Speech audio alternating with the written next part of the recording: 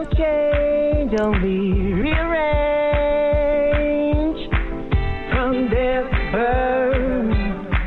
One nature, one earth. We've been found, lost and found in the USA. We're getting up and down, but we here to stay. Americans reawake.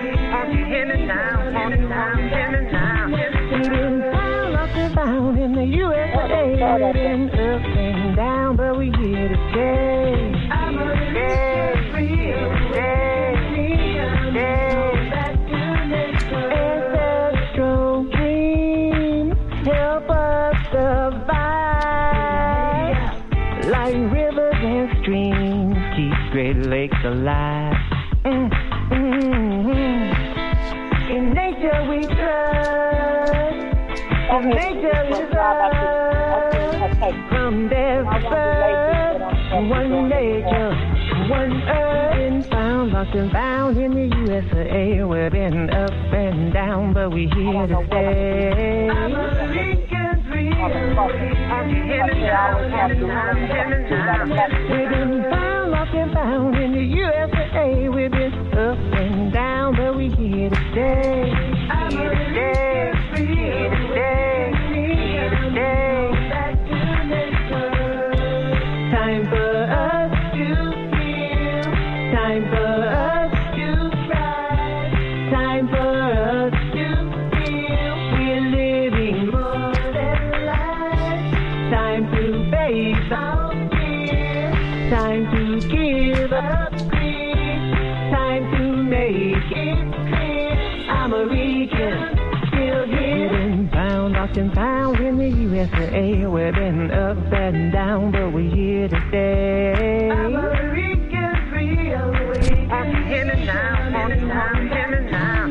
We've been found, lost and found in the USA. We've been up and down, but we're here to stay. Americans reawake. Back to nature.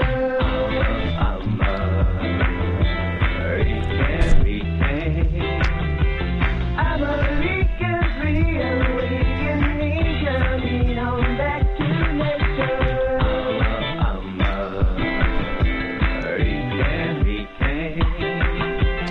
Americans reawakening, coming on back to nature. We've been found, lost and found in the USA. We've been up and down, but we're here to stay. Americans reawakening, coming on back to nature. I'm a American. Welcome to another edition of African Americans Ain't African, the talk show that shows without a shadow of a doubt that the so-called African American, the American, didn't find himself coming from Africa in the trunk of a ship to get to America. I'm your host, Buck Wylam. And tonight, folks, you are in for a treat. Tonight we're going to have Sibling Adu talk to us about reverse esoteric psychology. What he's going to talk about are some of the things that we've been learned, how we've been put in the position that we're in, mainly by the way we think. Today he's going to give us some concepts and some ideas on how we can reverse those esoteric psychological blocks that we have so we can change the mental apparatus of our people. Today is Tuesday, July 29th, 2014. We're smack dab in the middle of summer 2014. And I just took a little trip down to one of the Indian reservations, not Indian reservations, one of the Indian casinos down here in Alabama, making millions of dollars off of us.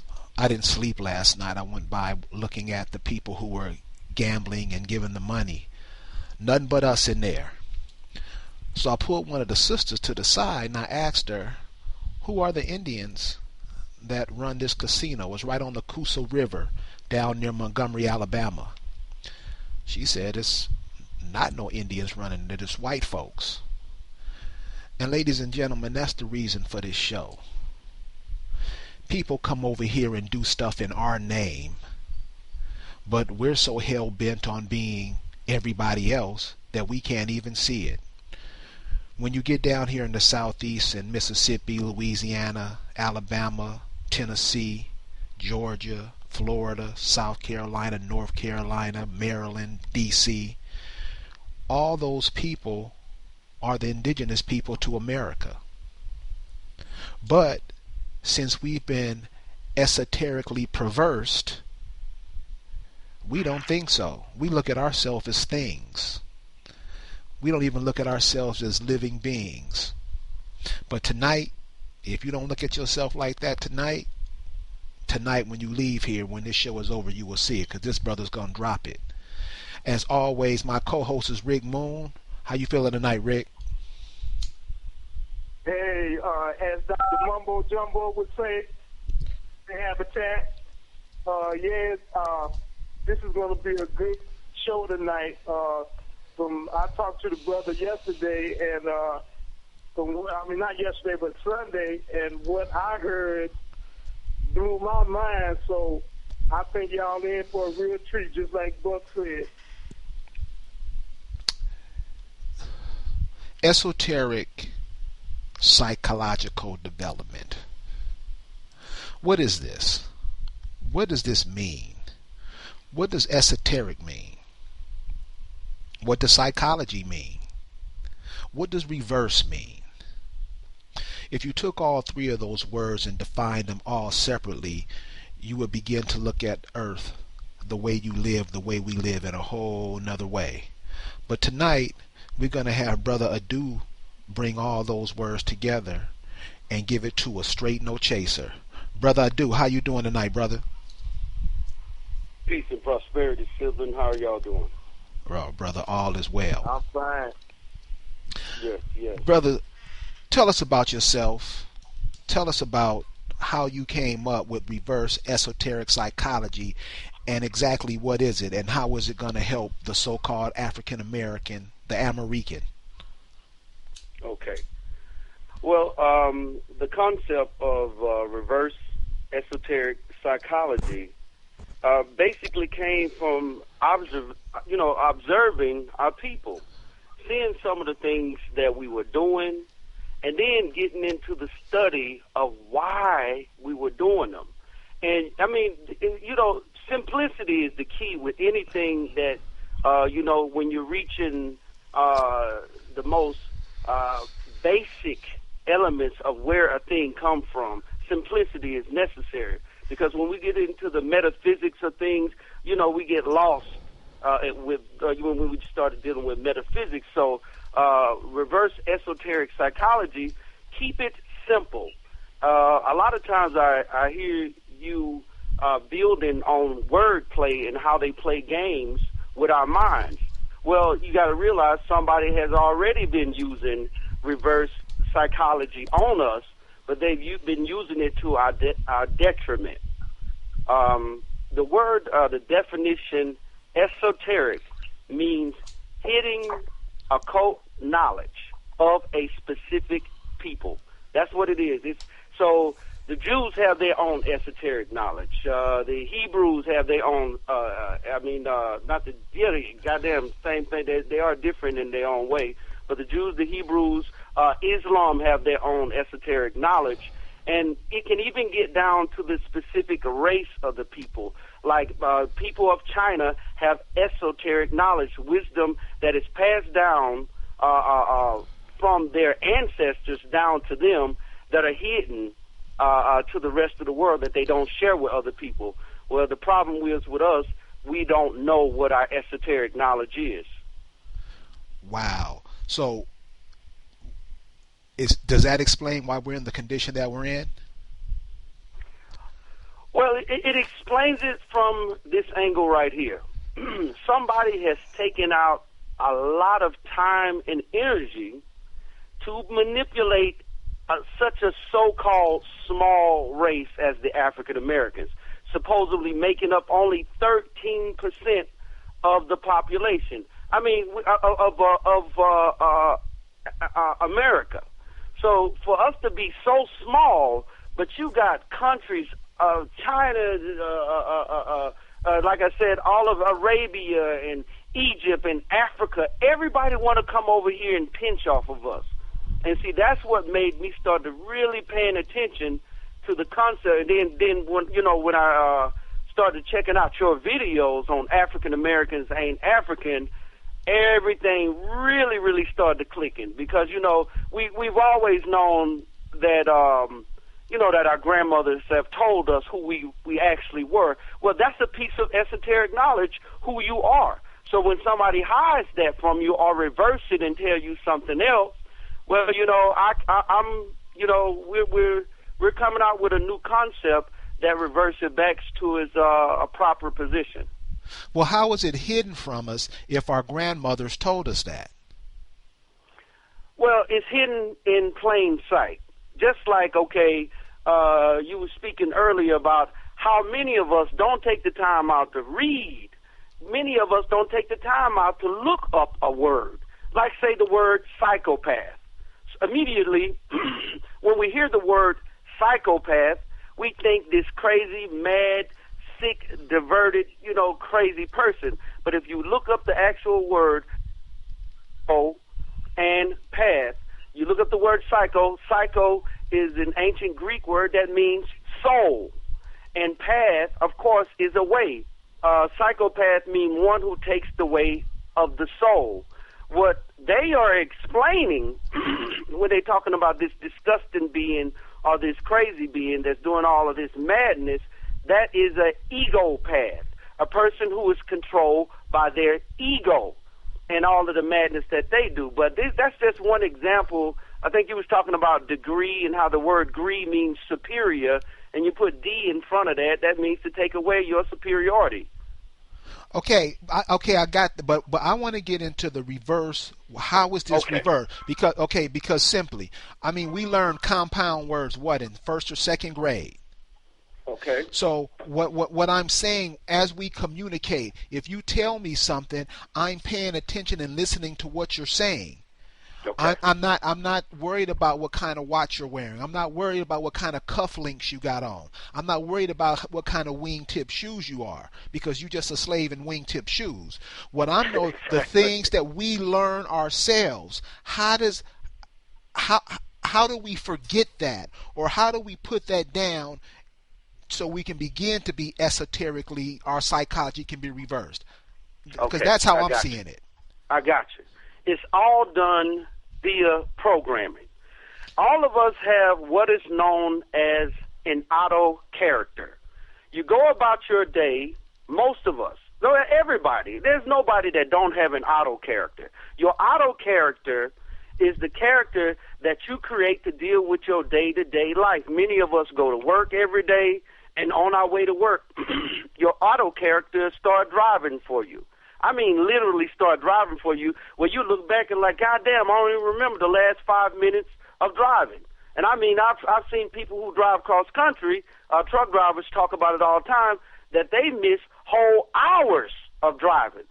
But they don't get in an accident. They're going around curves. They're doing everything they're supposed to do because that person's auto character is now in control. Now, knowing that each of us have an auto character, the idea now is, how did that auto character get shaped and molded? And most of our auto characters is shaped and molded via programming. Anything that you do consistently over and over again eventually becomes accepted as a program by the auto character.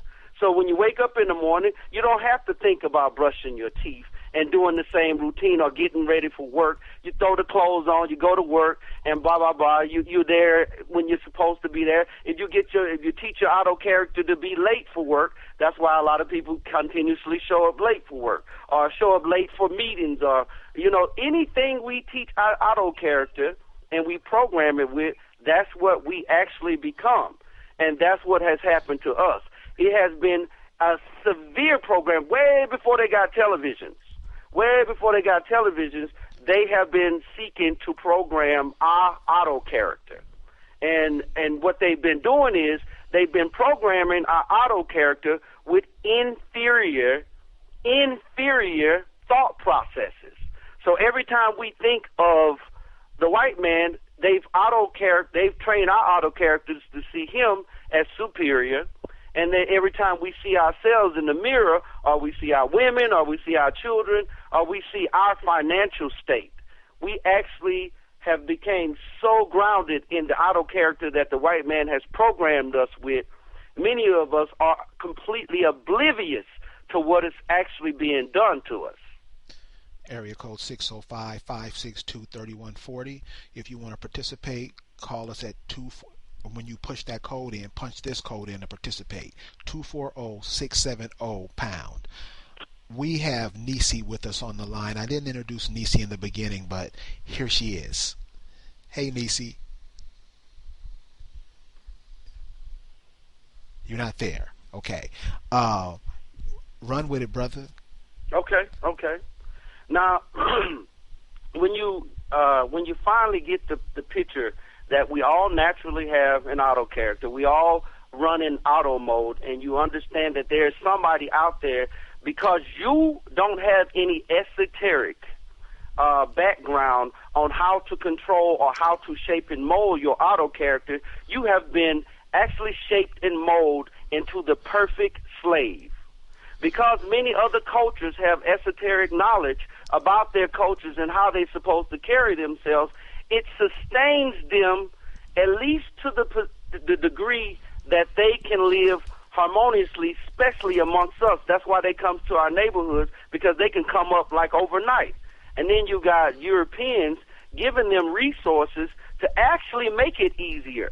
So all of this is a part of your auto character being condemned. When you see people coming from other countries coming over here, and they coming up and you're not coming up, all of this is an intricate part of completely controlling your auto character. And what I wanted to do is the idea of reversing that process of the damage that has been put on your auto character is actually everything that you have been taught is your enemy. You got to look at it and consider how it can actually be your hero. And all of our heroes, we got to look at all of our heroes now as potential enemies. That's right.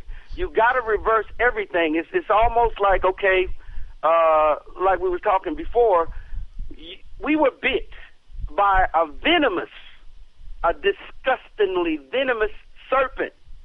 So what happens with anybody out in the wild, they get bit by a serpent? Immediately, you have to go find out first what kind of serpent you got bit by. Then when you go find out what kind of serpent you got bit by, you got to go find one of them and get the venom from that serpent and re-administer it into the body in a reverse or a different direction in order to stop the venom from actually killing the person.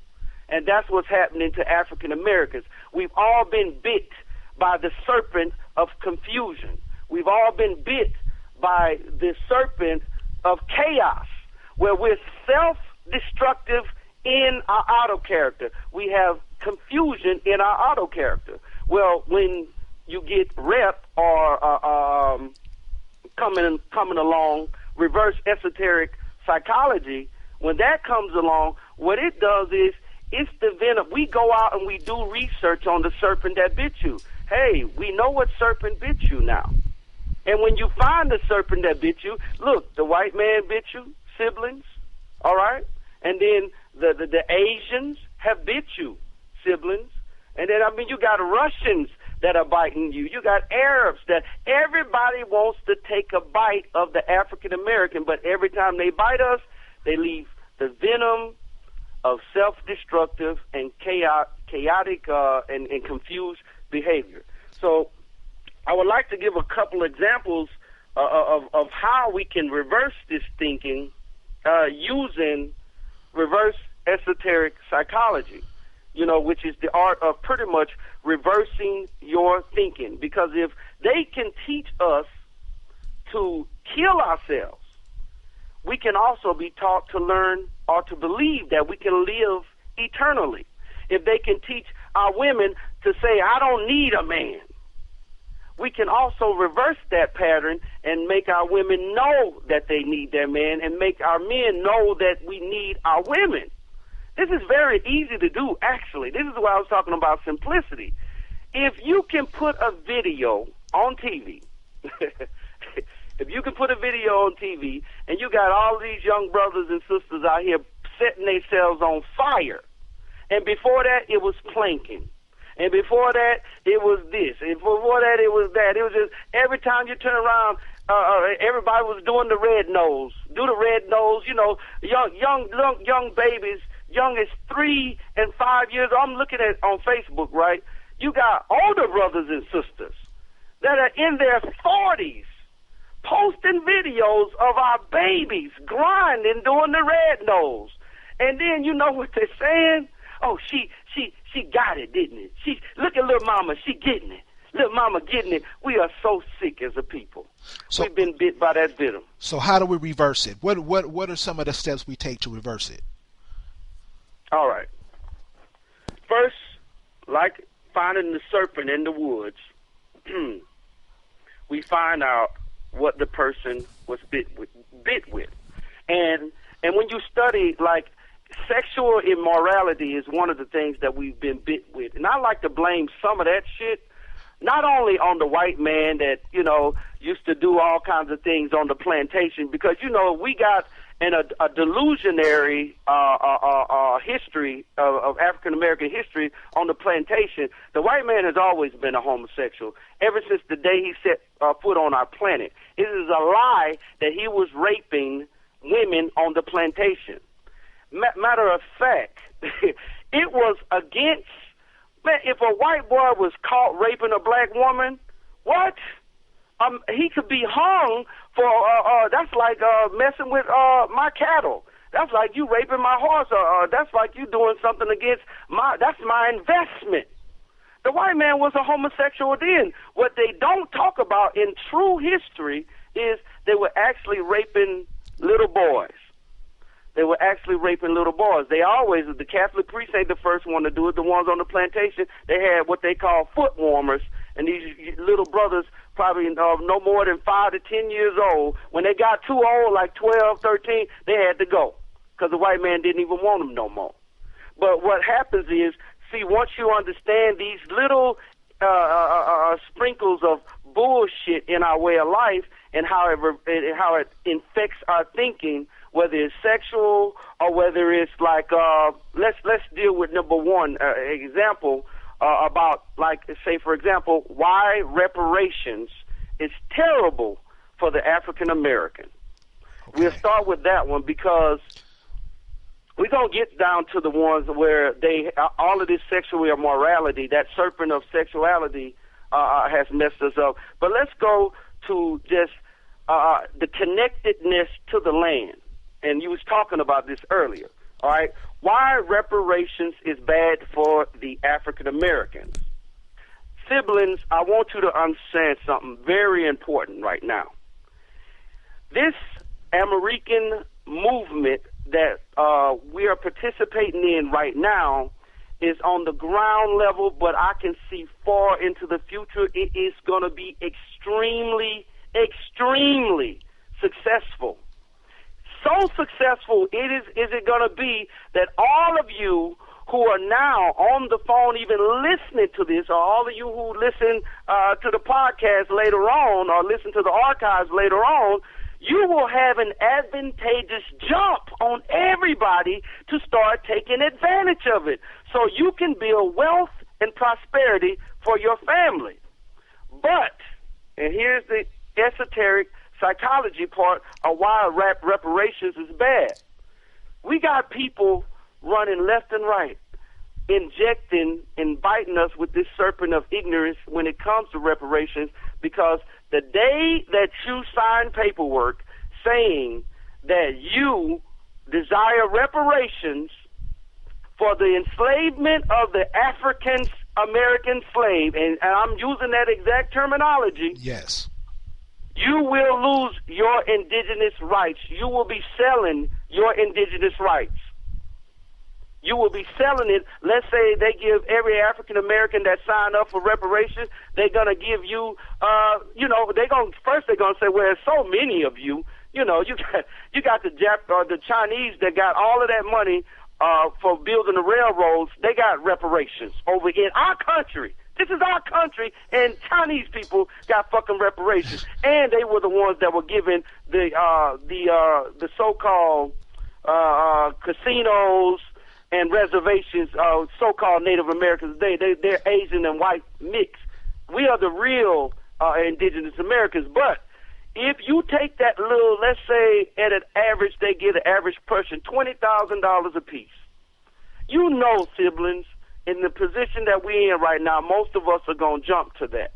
And the white man has saved reparation as his Hail Mary. When you finally, listen to me now, this movement of the American movement is going to start that landslide. Because the day these niggas stand up and start asking for their land back, we're going to throw that Hail Mary, Bob. We sure is. We're going to throw that motherfucker in here. Hope we can get a bunch of niggas to catch it. Every single last one of them that catch that Hail Mary will sign on the motherfucking dotted line that you are African descent. That's what you're actually signing. You're not signing for no $20,000. No, you're selling acres. Maybe 100,000 acres of land that's belonging to you and your bloodline. Being that it's only 13 million of whatever, we only represent 13% of the population. We're not big, but we the landlords. This land belongs to us. So the reverse esoteric psychology is you reverse the concept. You study reparations have been like a hero to us. Barack Obama put that hero right in front of you, and like sheep, going straight up there, and everybody voted for him and all of this, and thought the nigga was going to cut off. You ain't got to pay light bills. No, I heard the sister talking about it. She ain't got to pay light bills no more because Barack Obama, come on. Look at the ridiculousness with that. I heard a brother say, man, Barack Obama getting elected is like the return of Jesus Christ. Yes, I was like constantly. Yeah. Yes. So okay. Let's use that. I want to stay where you're going now with this reparations thing, but let's hit this. Why? Let's take that instant, that Barack Obama instant. I mean, because my mama stopped talking to me because I was like, you got to be kidding. What was it that made us just jump into that, man? Because that shit was scary to me. Yes. It was like, man, these cats was doing backflips down highways. What was that? What was that? And what makes us get into something like that and just we dive in head first, man? And the energy that's created by that is off the hook. What makes us get into like that? Well, we have what they have called the 100-monkey syndrome. And I'm going to tell you something about the African-American siblings. Please listen to me when I say we are affected by this phenomenon, all right? We are affected by this phenomenon called the 100-monkey syndrome, which is they went to an island and they dropped some monkeys that they had in a lab on the island, thousands of these monkeys, and they noticed the phenomenon. See, they playing with us. You know, I don't even know if they actually did it, but they talk about it. They showed video footage of them doing the experiment, but this is what happened. They took the monkeys on the island and they taught only like so many of them, like 5 of them, how to take the coconut and break the coconut over a rock. The rest of the monkeys didn't know how to get to the meat of the coconut. Well, 5 turned into 15, 15 turned into 30, so forth and so on. Now, you talking about they got over 2,000 monkeys on the island, but they noticed an incredible phenomenon when the 100th monkey, Brad Pitt came out with a movie called The 100 Monkey, I think. But when the 100th monkey took that coconut and cracked it, they said simultaneously all of the other monkeys almost knew how to do it too, and they started doing thousands of monkeys. They said the other monkeys, there were monkeys on the other side of the island, simultaneously knew what to do. They didn't have to learn it after 100. Now that could be 1,000, but let's just take the metaphor of the 100 monkey syndrome. The same thing with our people. The same thing with our people. When we have our people, brothers pouring alcohol over himself, brothers planking, brothers doing this, or the knockout game. Y'all remember that? They running up once 100. Once you show about 100, show that video 100 times in our community, like the 100 monkeys. Millions of us will start doing that shit simultaneously, and they did it with Boys in the Hoods. There wasn't even no gangs. They talked about how Boys in the Hood, that movie that came out in the 80s. They said gangs popped up overnight when they showed that movie. Gangs everywhere that never existed just popped up. So the same thing with Barack Obama. See, they're controlling our auto character by constantly pumping that shit on the TV and selling him as a savior. They don't talk about how Barack Obama and this guy named Sinclair that came out and did a national to the Congress and spoke about how Barack Obama and him had a homosexual relationship. They don't. You know what our people said? So what if he gay? I was like, well, the thing is, the esoteric knowledge is, if the first goddamn black president is gay, and then he just happened to be the first openly gay, it's like you got to be under a fucking spell in order to not peep how they're playing us and emasculating us and killing us with this kind of knowledge and this kind of mind fuckery. You got to understand that they're killing us. So. Okay, I'm with it. So let's take that as an example. How do we reverse that? And using this paradigm, the hero villain. How do we reverse that paradigm using that example? We got to connect it, and with every program that you receive and that your auto character establishes. You usually have to connect a program to another one in order to hold a program. So, like, say, if I want to start exercising, all right, what I will do is when I get up in the morning and brush my teeth, the new program is every morning after I brush my teeth, because that's something that I do every day without thinking. I just get up automatically, go in there, brush my teeth, so forth. So as soon as you do that, you start your exercising, you will gain a habit of exercising just through brushing your teeth. So the same thing with Barack Obama. Using esoteric psychology on that and pretty much studying the hidden knowledge in this individual who's been painted as a hero, you will find out that Jerry Sinclair, you'll find out all of these things about the homosexuality and the murder. And here's the key. Now here's the kicker right here, how you really, really, really reverse this shit that they've baracked us with. And that is understanding the nature of your enemy. We already know how the white man thinks. Barack Obama was also considered a Hail Mary.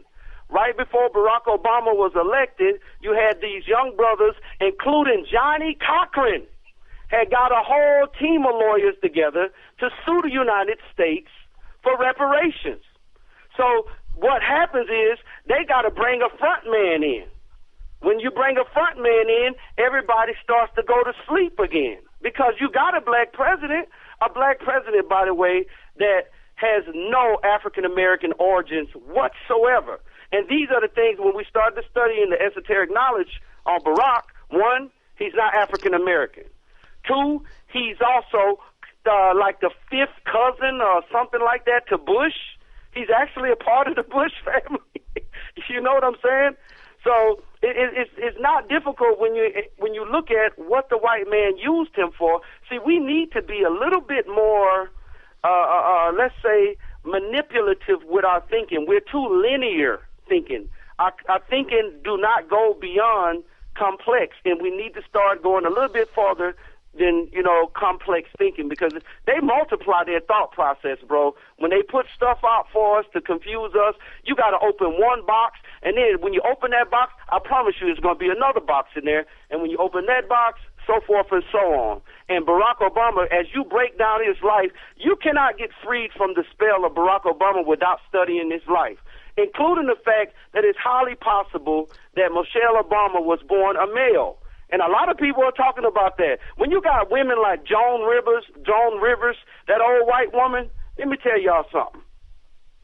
You got to think about this from the angle that white folks have always told you the truth, and then they condemned us, just like everybody else all over the world, for being the most ignorant people in the world. We believe what we want to believe.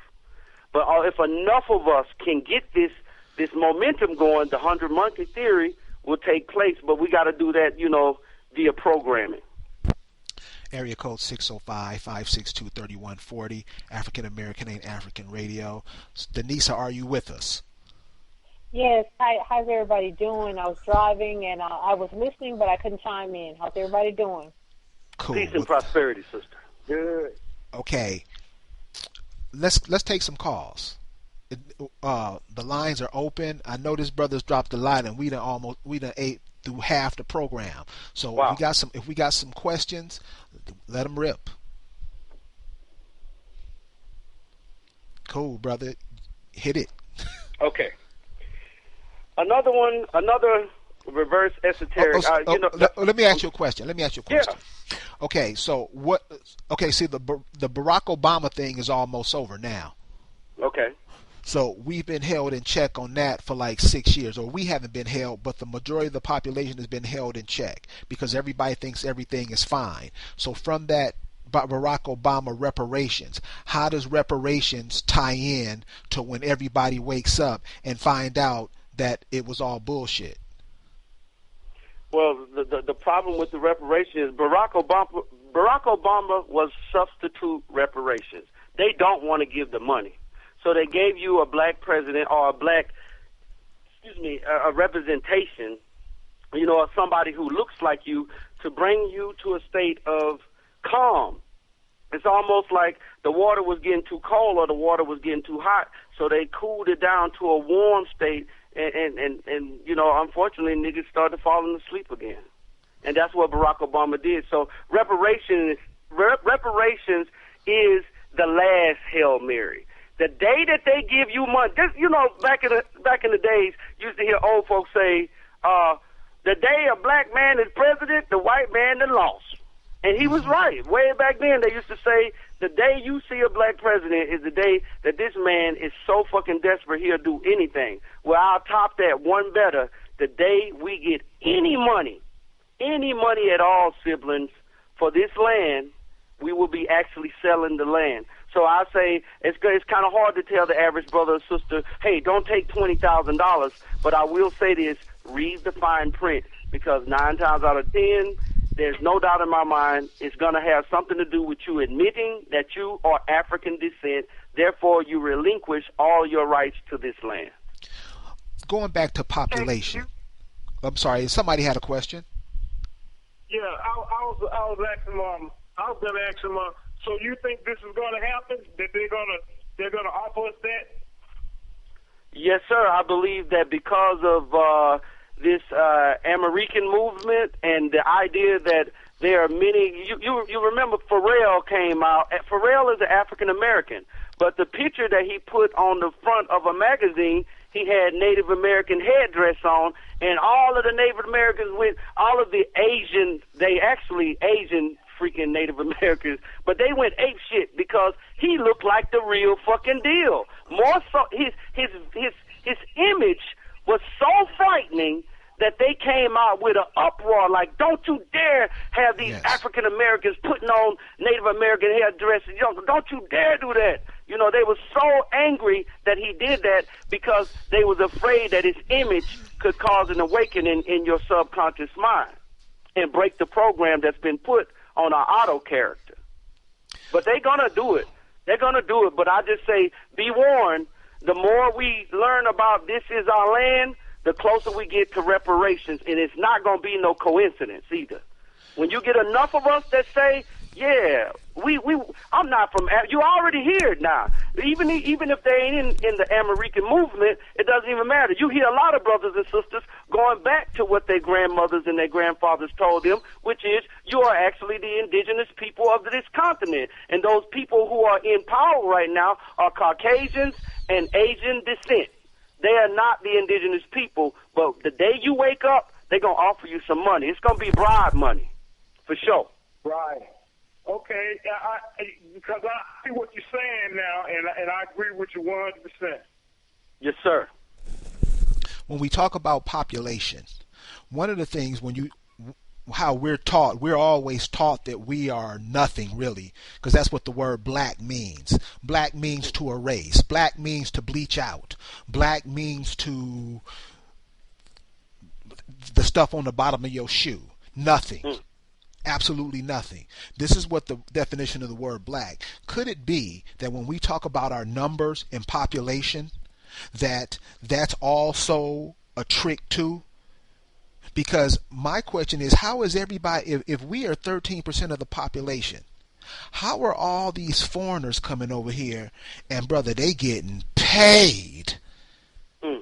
I'm talking about, I saw some shit this week, the last 2 days, man, and there's no way we're 13% of the population. So is this another thing that we can look at, is we look at ourselves in a very, very broad scope?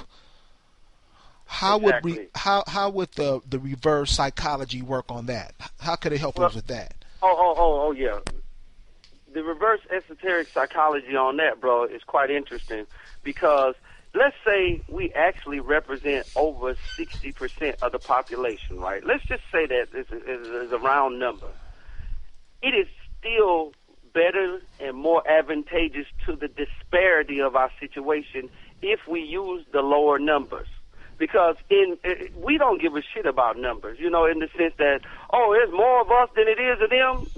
Niggas have been saying that for the longest time. We've always known that it was more of us than them. It's something that we are always have been psychologically aware of, but it's not a potent enough response to a number. But when dealing with people outside of that who actually believe in that, poor little African Americans, they only represent 13%. Let's use that shit to our advantage. Check. We only represent 13%, nigga. Why are you turning us down? Why are you trying to why are you trying to not work with us? Why are you trying to, we can use that actually as a manipulative tool to prevent enemies from trying to attack us, just like the Jews did out of sympathy. Many of the so-called Jews, a lot of people don't understand that Hitler himself was a Jew. And the whole idea about the so-called Holocaust was ethnic cleansing. Those Jews that was killed were killed specifically to give power to the Jews who were in power. And those were specific families of Jews. But they used Hitler and Madame Blavatsky, and they also used Master Farah Muhammad, send him over here, because Master Farah Muhammad was actually sent over here by Hitler and Madame Blavatsky. But that's a whole nother subject. But when you're dealing with the reverse esoteric psychology of it, there's nothing wrong with that 13%. Hell, I wish they said we was goddamn 5% or 2%.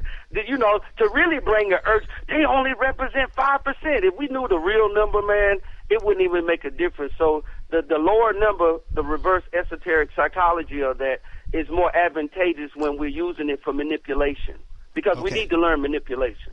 Okay. Nisi, you have a question? Yeah, hey, brother. Speaking of black, this is my question.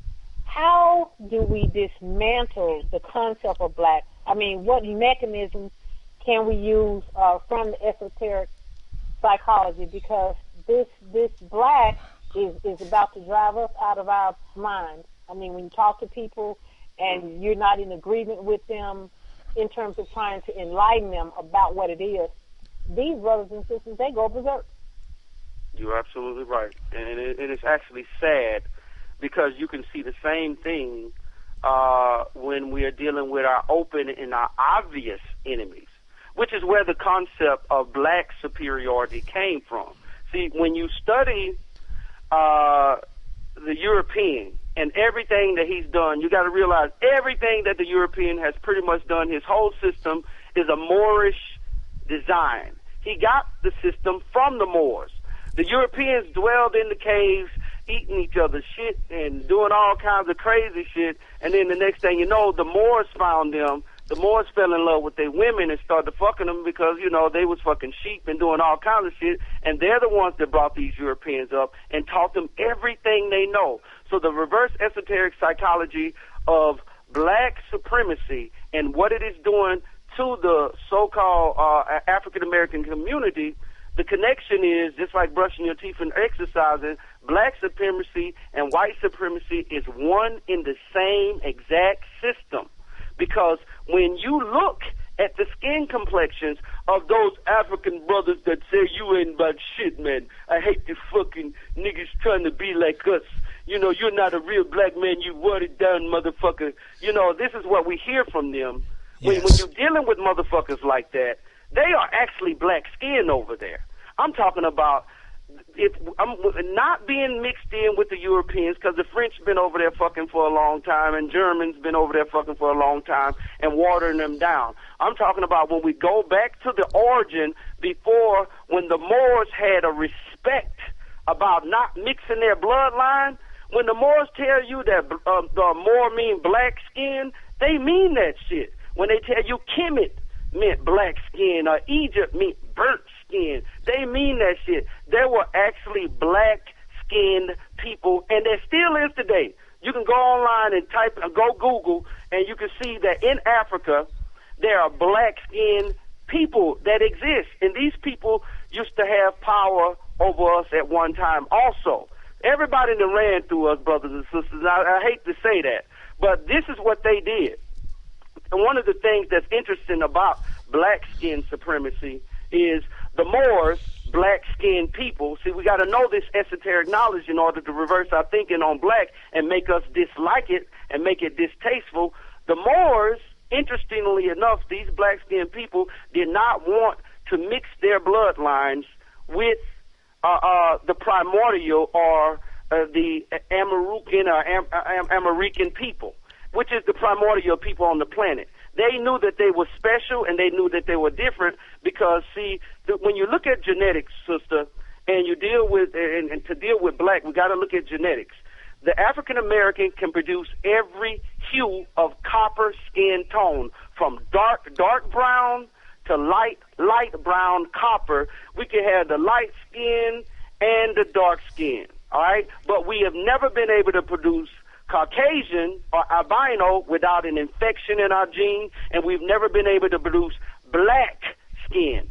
All of that comes from mixing with those outside of us. We produce copper, dark copper to light copper, but some of us chose to dwell amongst the Moors. But when we chose to dwell amongst the Moors had a sense of superiority about their black skin. And they knew that you was different, just like they do today. You got black-skinned Africans coming over here right now today, proud of their black skin, just like they did back in the days. But check this out. A lot of brothers and sisters who go by the last name Bay. Your brother Bay this, sister Bay that, Bay this, Bay that, Bay. And then it's interesting how they got Beyonce and they call her Bay, but that's a whole nother esoteric fuckery that they're doing with our mind. But the term Bay means to keep at a distance. And this is what the black-skinned Moors named anybody who dwelled amongst them that wasn't their people but was of a primordial nature, because they didn't want to mix with us. So when I say that you're connected to white skin supremacy, white supremacy is no different than black supremacy, because when we go in the mirror, we see those dark in different colors of copper tone skin.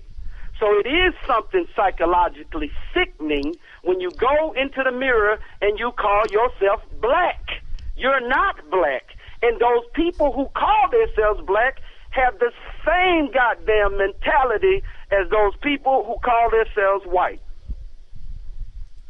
I hope that broke it down for you.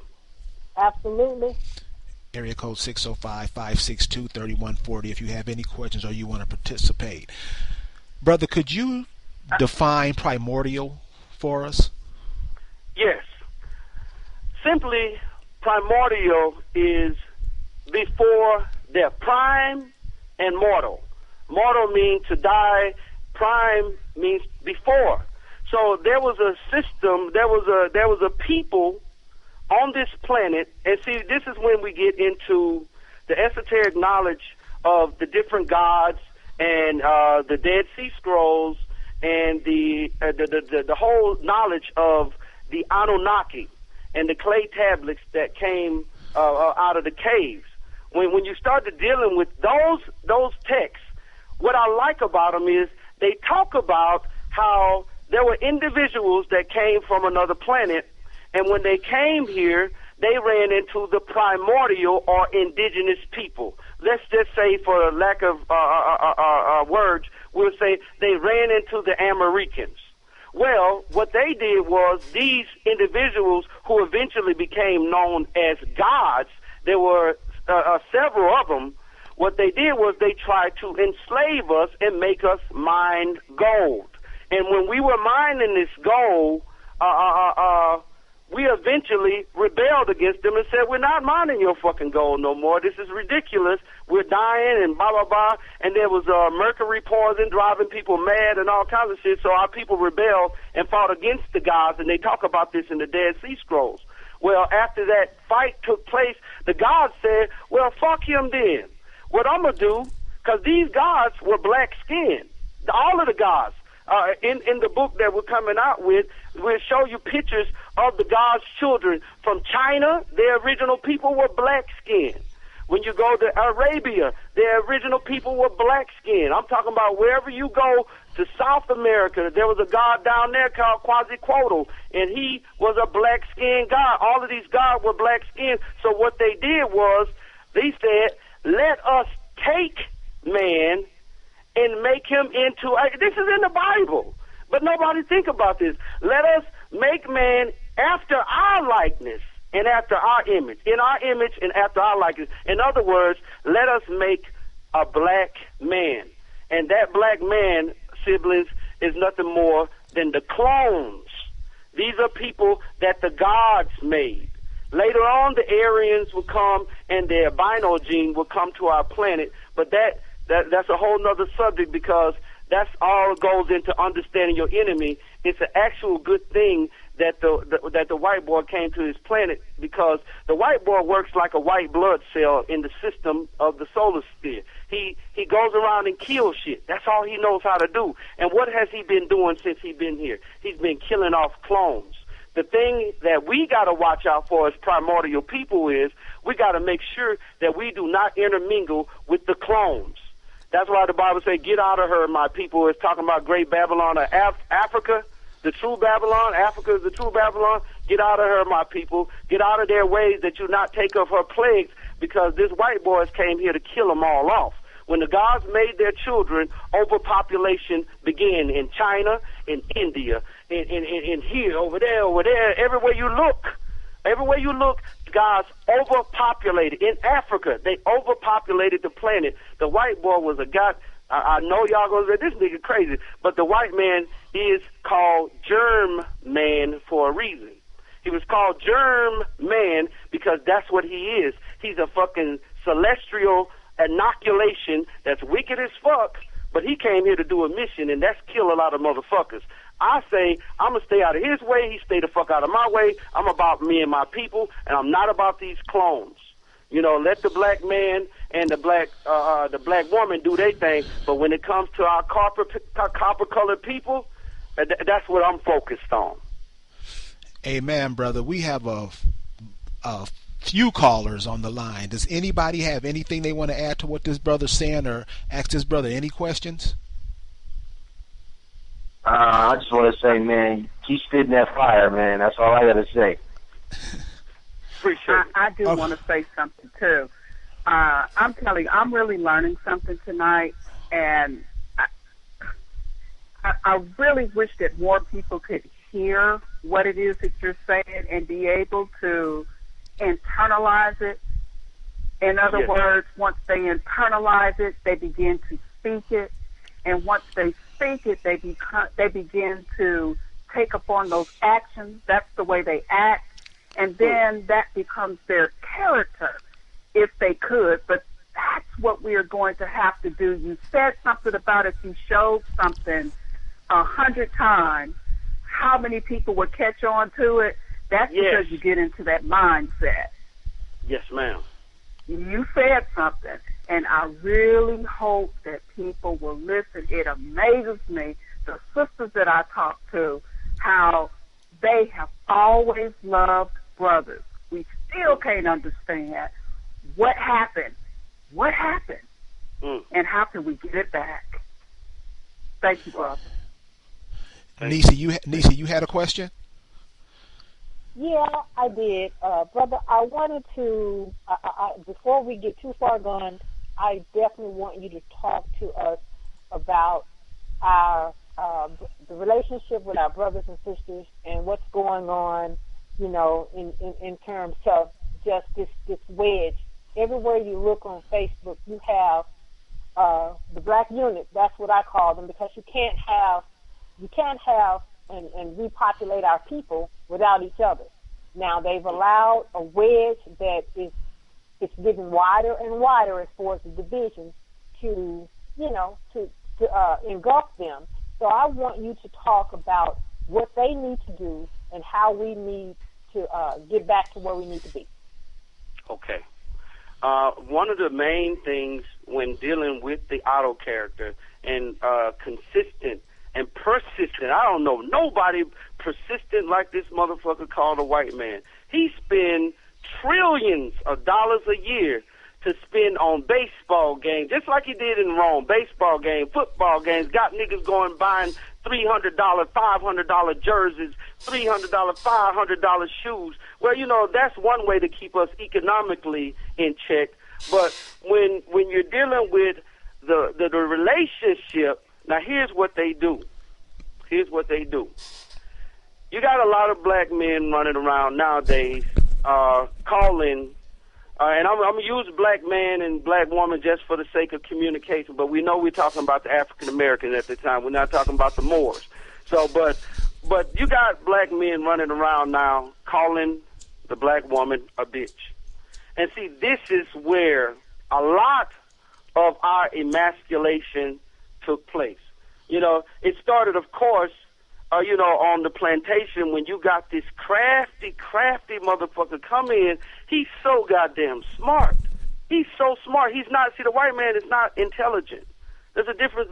See, intelligence is your ability to communicate and be in harmony with your situation, your environment, and nature. The higher your intelligence go, the more in harmony you are in with everything that surrounds you.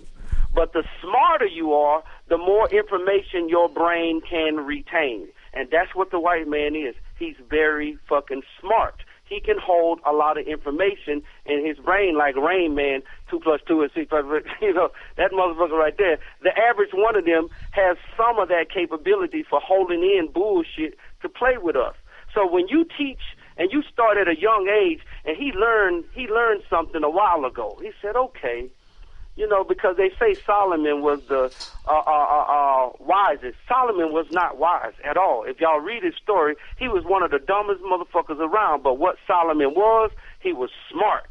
He held a lot of knowledge. Everything you told him, the motherfucker remembered. And that's where everybody kind of got the idea that he was wise. But Solomon wasn't wise. He sacrificed the gods. He was a thought.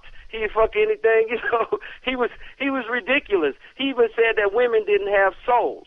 But getting back to the point of how they manipulated us, they knew long ago from watching and paying attention how to manipulate whole races of people. And you got to realize the children of the gods, the Moors in particular, wrote books and wrote pamphlets and wrote, everybody was talking about how to corral and enslave people. And they were all on this at one time. And one of the key elements was, first thing you got to do is emasculate and belittle the male.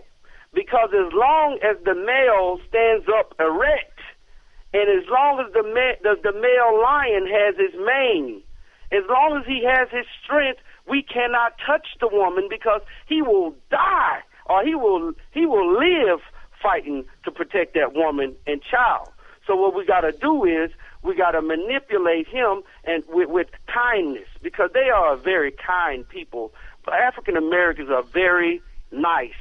Check out what the word nice means, sibling. Nice means naive, and that's what we are. We are very nice people. And I've seen white people but he go so far as to pat a nigga on the head and say, man, you nice, man. You a nice dude. But when they start emasculating us, what happens in any species or any nature, when the male species start to fall in character, immediately the female species start to balancing out. So when they emasculated us by taking away our finding, when they killed the buffalo off over here,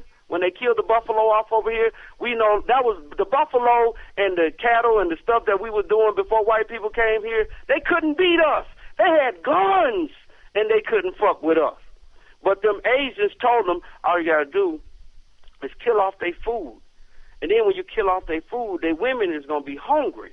And them babies going to want to eat. And then they going to start to turning on each other because his woman is not, what you going to do? And now here come the white man coming up here with blankets and food and all kinds of shit. Now he done kill your food and then sold it back to you. Well, that's what they're doing right now today. In any species where the male is emasculated, the female automatically starts to become dominant. And the more you, even if it's not real, because see, you got to realize, ain't it funny how when we got TV, all of a sudden the black man is now into homosexuality on? I mean, you had homosexuality way back before TV amongst blacks, especially or amongst African Americans, especially amongst blacks in Africa. They was doing that shit rampant. But the point is, it's interesting how the 100 monkey theory got put into motherfucking full speed ahead when they got television and radio. Then you got the brothers, Earth, Wind, and Fire, some of the baddest brothers that ever came out, but did you see how they fucking dressed? Yes. You dig what I'm saying? Bootsy Collins, bad motherfucker, but did you see how he dressed with the makeup and the faggotry? So everything, and I was even listening to the message. I was listening to the message on the radio. Then I went online. I said, you know what? I want to see the video. I ain't seen it. I went and looked at the message, one of the first raps.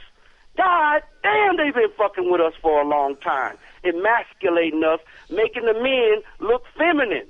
And then eventually the changeover took place. They started seeing a lot more gay men. And as soon as that happened, sister, and the program took place, now there's too many visuals of homosexuality, even if the men are not gay.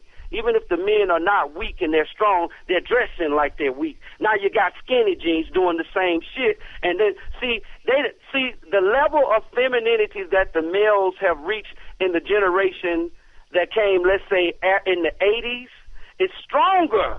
Well, it's stronger than the ones that was in the 70s. And that generation, 70s, is stronger than the ones in the 60s. Each generation, because the programming has continued so continuously, the females are getting stronger and the males are getting weaker. And you know what the end result is? We're committing suicide at an alarming rate for the first time. It used to be a miracle for a nigga to kill himself. It used to be a miracle. Now it's average. Motherfuckers are killing themselves because women are acting more dominant than the male, because all she see on the TV is rappers with big ass jewelry and earrings and with all their faggotry, Birdman and Lil Wayne tongue kissing on the motherfucking screen. And so what happens is the female automatically becomes a bitch when the black man becomes a boy. And that's exactly what happens in any situation, whether, I don't care what species it is, if you emasculate the male, the female naturally, and we are natural people. A lot of clones, let me make this absolutely clear too. A lot of clones are homosexual by nature. I don't care if you go to Asia, they're homosexual. You go to Europe, they're homosexual. You go to parts of Africa, they're homosexual as fuck because they are a clone people. But we, as a primordial people, which are the original people of this planet, we never dealt with homosexuality of the male and these women running around here, these women running around here acting like men. So that's what's happening with our relationship, sister. There are too many brothers that have been psychologically, castrated. And when the man gets psychologically castrated, he cannot give that woman the chemical on the brain that she needs to see a man unless he's dominant. If you ever notice, why is it that some of the most mean motherfucking brothers get the women being, like respectful and loving? It's because he's got to be so dominant to deal with the average African American female right now that the nigga got to be almost crazy, and that's what he ended up doing, beating her ass. But she love him to death because ain't no other nigga that's that real, So he's psychologically not even understanding how to heal his woman because he's a bitch. I'll fuck you up, and he mean that. But see, that's nothing but another trait of a boy when a man will beat his woman. See, we learned that from the clones. We never did have to get into physically beating our women down and shit. Like, that was actually a homosexual thing to do. But, most of our behavior is a replication of what we've been subjected to. Area code 605-562-3140. Please join us. Join us at AfricanAmericans.org. Go to our website. Check out some of our products. We trying to grow, y'all. So you listening to what the brother's saying tonight, so we got to do this. Because you see they coming for us. Rick, did you have a question? I have a question, if I may. Go ahead, man. Go ahead. Question, ma'am. Okay, thank you.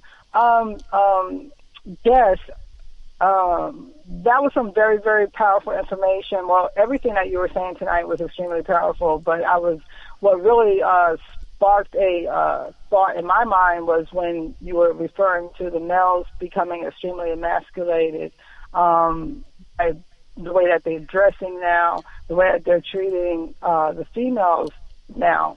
And knowing that in order for us as females to help rebuild this nation and reverse this, we're going to need for our males to take on that role that they once have had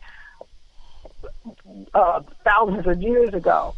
So when you talk about the reverse esoteric psychology, how would one go about assisting? Do we need to assist our males in the reversal of this behavior, this thought process, this mindset? What can we do as females to assist? If we have brothers or family members or even husbands or lovers, how do we assist them in that? Or should we? Wow, okay. What a great segue into what we were speaking about earlier. We just spoke on the same thing. Remember the video.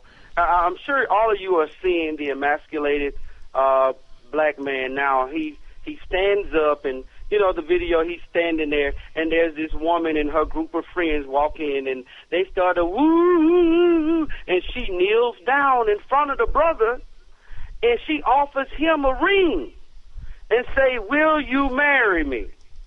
I'm sure we've all seen that video over and over again, and now it's increasing. It's the 100 monkey theory taking place. Too many people done seen it. Now they're starting. Now every time you turn around, now a sister, you ain't gotta feel bad about kneeling down. That girl, don't listen to them. No, it is actually the destruction of the male masculinity. So what do? Using reverse esoteric psychology is we gotta learn how to be manipulative. So with that video and how those videos go down, we need to get involved in video making, and we need to create. Now, what I'm going to share with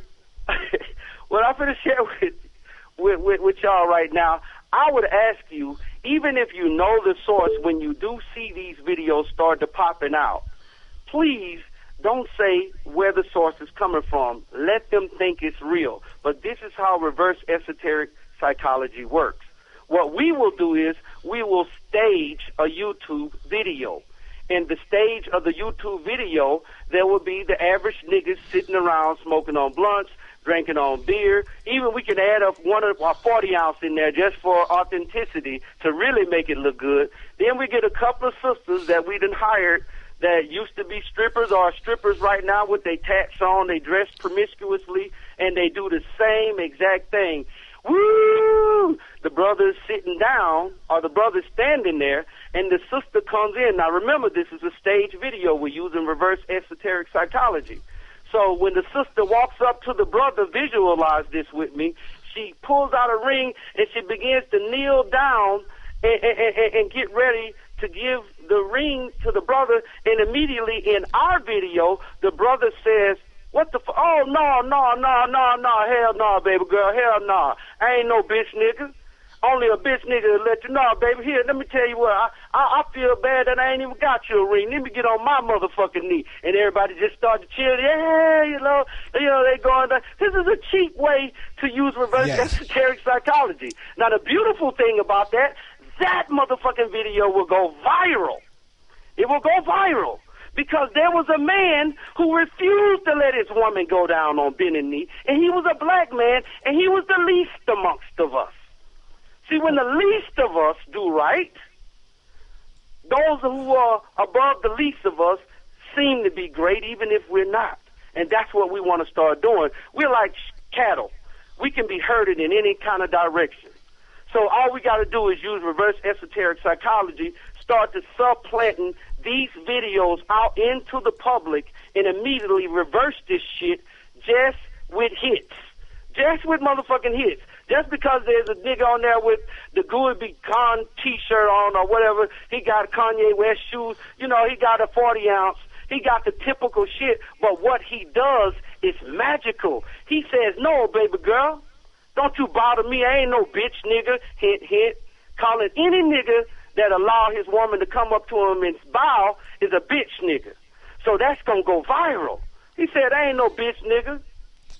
And then he can even reverse it on her and pull out a ring his damn self and say, "Your girls told me you was gonna try that, but I ain't no bitch nigga. I love you, girl.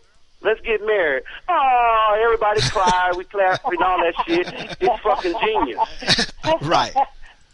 So what does the audience think about that idea? Because we can shoot that this week.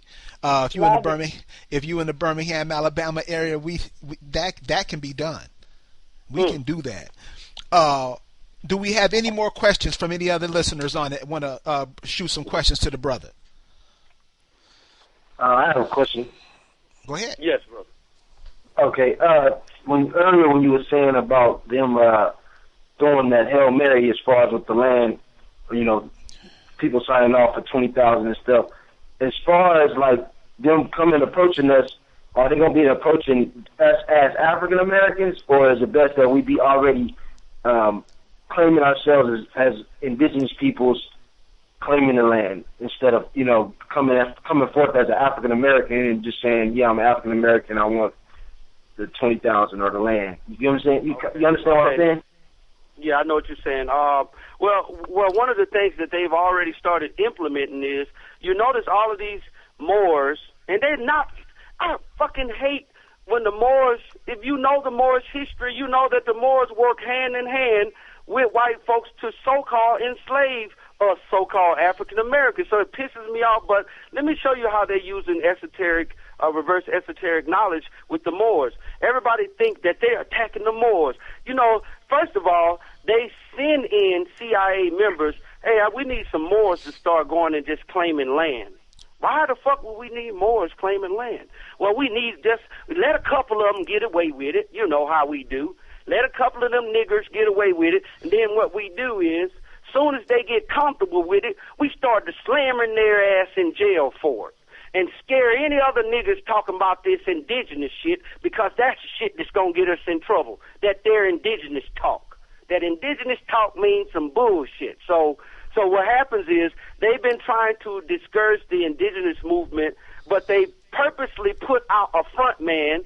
And the Moors ain't nothing but a front man. The whole Moorish shrine, you got to realize that Nova Drew Ali was from somewhere from goddamn Africa or whatever. It doesn't even matter. The shit is that this dude came over here just like everybody else, just like Marcus Garvey.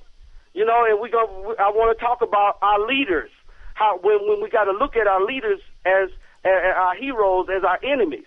But the whole idea is, my brother, they're not going to approach you openly and say shit about indigenous because it ain't gonna be nothing said about it. It's getting attacked already.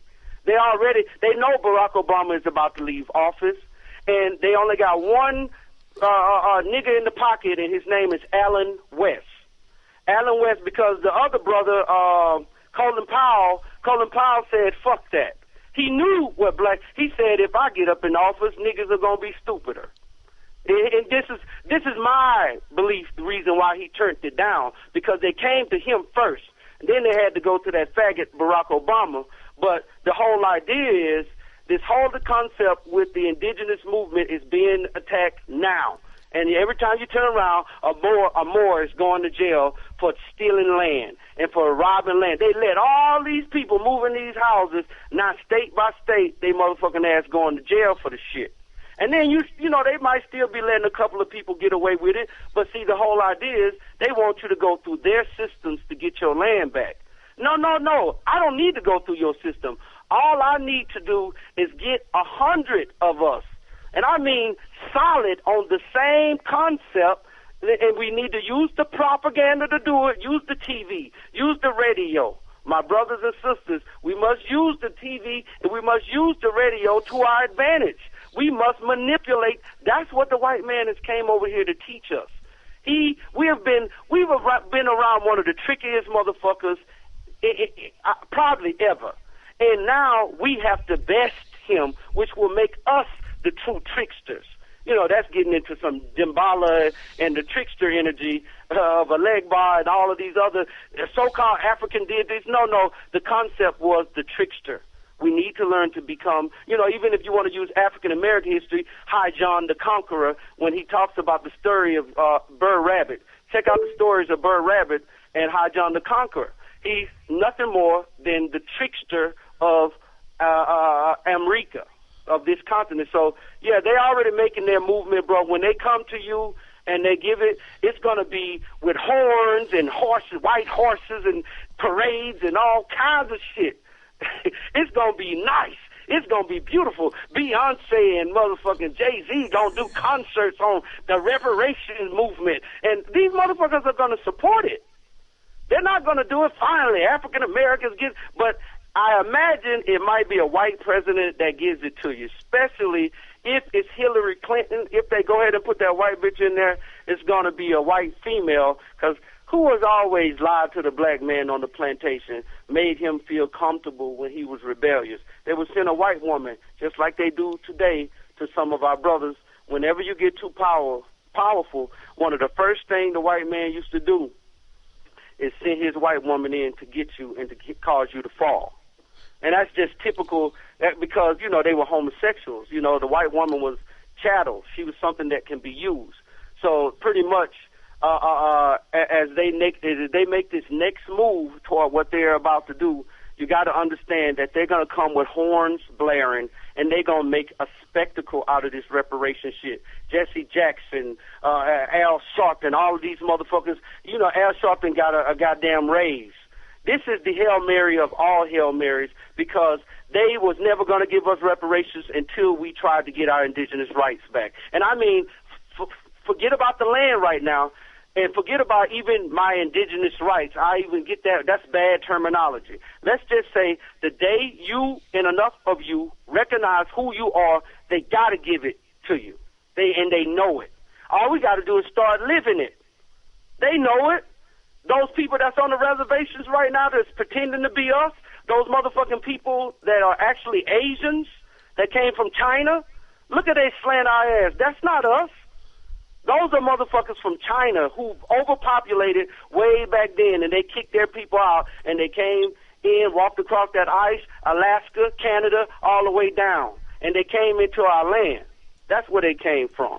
But yeah, bro, they gonna come horns blaring. I'm sorry to be long-winded with it, but they gonna come horns blaring, and they gonna make it seem pretty. It's gonna be a very seductive movement when they do come, because they can't miss out on this. They're gonna try to get all of us in one swipe. And so, so I understand that we shouldn't jump on the reparations thing, but what should we do? I mean, what is your suggestion? Well, my suggestion is right now Go ahead. No, what you was about to say, brother? No, go ahead. Go ahead. I'm done. Okay. My suggestion is that right now, there's a reason why our ancestors put it over. I don't care wherever you at, our primordial ancestors left us one fucking message. If you ain't got the Bible, you ain't got the Quran, you ain't got no books, no holy books, you got something that has been written in stone on every continent, everywhere, literally everywhere, and that is know thyself. There's a certain power when you know yourself. And, you know, me and the brother was, we're putting something together right now where we're going to do American tours up here to Washington State near Seattle, because Seattle is the only, I know if y'all know about and see, this is a good angle to what you're talking about, brother. I know this is going to be like it's going to seem like a slow walk, but I'm going to tell you something about our people. When something catches on, it happens fast, and you got to be on it. So when we're talking about doing these tours up here, if you remember Sacagawea, the story of Sacagawea and Lewis and Clark, and one of the things that they talk about was Lewis and Clark had heard about this paradise that dwelled in America, but none of the other Native Americans, no other people would tell them, where is this promised land? Where is this paradise at? And they said it's beautiful, it's green all the year round, it's like paradise, and blah, blah, blah, blah, blah, blah. It's got four different like elements of, like, you know, land, desert, rainforest, so forth and so on. Well, nobody would tell them until Sacagawea, a half-breed, she was half primordial and she was half Asian, Native American. She's the one that showed Lewis and Clark the path of how to get to paradise, which is Seattle. We used to have pilgrimages over here. If y'all check out the Mima Mounds, that's M-I-M-A Mounds, M-O-N-D-S. Check out the Mima Mounds. They are primordial burial grounds, but they exist where? Only in Washington State. I know you've heard of many intelligent animals like elephants who travel hundreds of miles, some they say even thousands of miles, to die or to go be buried. And they will find the most beautiful land. They say with these elephants will find like a paradise. This is how the white man will find different paradise and oases. You can find the elephant when he was about to die. He would start his walk to a very special place to die. Well, we did that also in America, and that is that land where our burial grounds were, is up here in Seattle, in Washington State area. It's green all year round. We have the only rainforest on the whole continent, you know, on this side of the continent. We have the only rainforest, period, on the North American continent. We have 7 volcanoes. Do you understand how powerful the magnetic energy and how holy this energy is? This is why we used to make pilgrimages to this land, and that's why Sacagawea betrayed us when she told Lewis and Clark how to get to the land. Like, everybody know about it. They heard about it on the East Coast. What we calling it is, we're going to call it New Mecca. So with this kind of programming, and we start the tours and we start building on the knowledge of learning thyself, you know, it'll happen overnight, brother, once enough of us realize it. And by doing tours and stuff like that, and by also, and we got a book. We got the brother got Brother Buck Wallum got the radio show, and he got many other projects. We was talking about the videos, doing the videos and stuff like that. We got so much at our grasp to turn this around. We just need to know how to do it. So it's just going to take a little time, but learning history and learning a little bit like the Mima Mounds, y'all really should do some studying on that, and the whole idea about what Sacagawea did and what she led Lewis and Clark for. That's this was our sacred burial ground. I want to say before we change subject, the Mima Mounds were raked away. Some of them were raked away. They were excavated and dug up. And they said when they started digging these Mima Mounds up over here, all kinds of crazy shit started happening, as if though they were haunted by spirits, mishaps, people dying of strange plagues.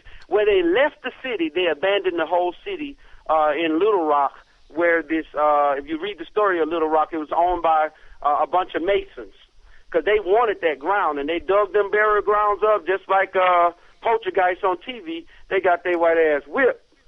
But it's our people. It's our people. Hopefully that answers your question, my brother. Nisi, you had a question? Yeah, my brother. One of the questions another question I wanted to ask was about how we use this powerful concept of esoteric psychology in controlling the emotions of us as soul people. You know, we got control of us through killings. Now we are participating in aiding, abetting with the killings. So if you could, I'd like for you to speak on that. Good one. Controlling the emotions of soul people with killings. Now, this is an interesting thing here, because haven't you ever noticed, siblings, whenever there's a black man being killed, the first thing they show you is a white man killing him. I say again, a black man is being killed, the first people they show us killing this white man, or this black man, is a white man. The white man is against O.J. Simpson. We stood up for O.J. Simpson. And then you got Trayvon Martin. And then you got Tyrone Davis. We're going to electrocute Tyrone Davis. And now we lately have Eric Garner. And what they do is, let me tell you something. Statistically and realistically, per capita, there's nobody killing black people on the police force more than black people. Look, you go to Chicago and ask them how many black cops are doing the murders. You go to Louisiana. You go to anywhere. You got white boys that have had niggas that'll do whatever they say do for the longest time, and that's how they control us. Because whenever we start to getting like a little bit of, every once in a while, they got to put out a video of a white man doing something really stupid. And he got to be punching and beating up a black woman. Well, goddamn it, there's physical abuse in our communities every day. He got to be raping a little black boy. Well, goddamn it, there was rape. My cousin got raped by my uncle. You know what I mean? We got problems in our community that we don't give a fuck about if a white man is not involved. And that's what our problem is. So what is that? Esoteric, you were saying something, brother? No, what is, can you explain what that is? I'm sorry, you coming in really distorted. Hold on, my brother. Can you hear me? This is Nisi. Can you hear me? Yes, I can. Okay, he said, what is that? Because Kerry is kind of fading out, but he's on there. What is that? What do you describe that as? You know, can you give that a concept definition, if you will? What's that? Why we are ratcheted up when, and you are absolutely right, when these things are shown to us and propagandized, but then come pray tell all the things that we already know. We get these things passes that are occurring within our own people that we know of on a daily basis. So I'm completely with you. And when people speak on that, then they are all kind of coons and this and that and all that. But it is the truth. So we're trying to get to what is that? What makes us feel and go with that, but we can't speak on it when it's happening to us on a daily basis. Okay. Well, what happens is, once again, you got the manipulation of media. So the white man is not going to say anything about how many black cops are killing every single day. They're not going to say anything. You might got a white cop that killed maybe once every goddamn 3 weeks, or he do something once every 3 weeks. The rest of the time, you got white boys out there playing basketball with these little brothers. And then the next thing you know, out of nowhere, they just completely lay this on us, because one of the things you got to do with the people, and this is where the programming of us not knowing our enemy. See, the white man don't ever want you to study him.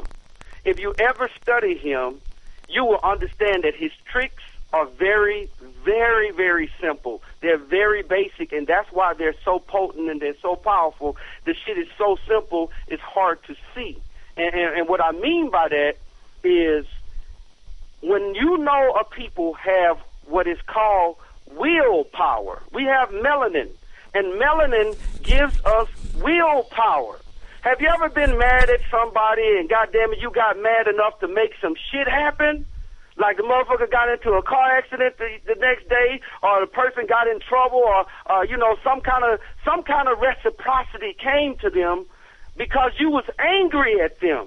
Now here's the sad part about that. Because we are the original, and I ain't talking about melanated clones, I'm talking about we are the original melanated copper tone people. That copper skin tone that you got a power in a different kind of melanin in it than those of the Africans, and that melanin, the little bit of melanin that Europeans have in it. Your copper tone melanin gives you the power to pull and push things with your mind and with your very willpower, with your very being, with your very essence. When you get angry and when you get out of control with anger, you can transfer. This is one of the easiest ways that we've seen that energy transferred, and it actually manifests.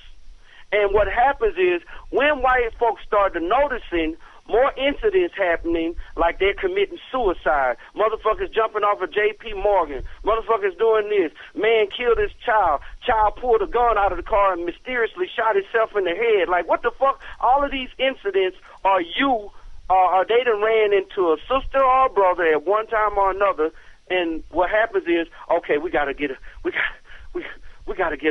nigga on TV. Yeah.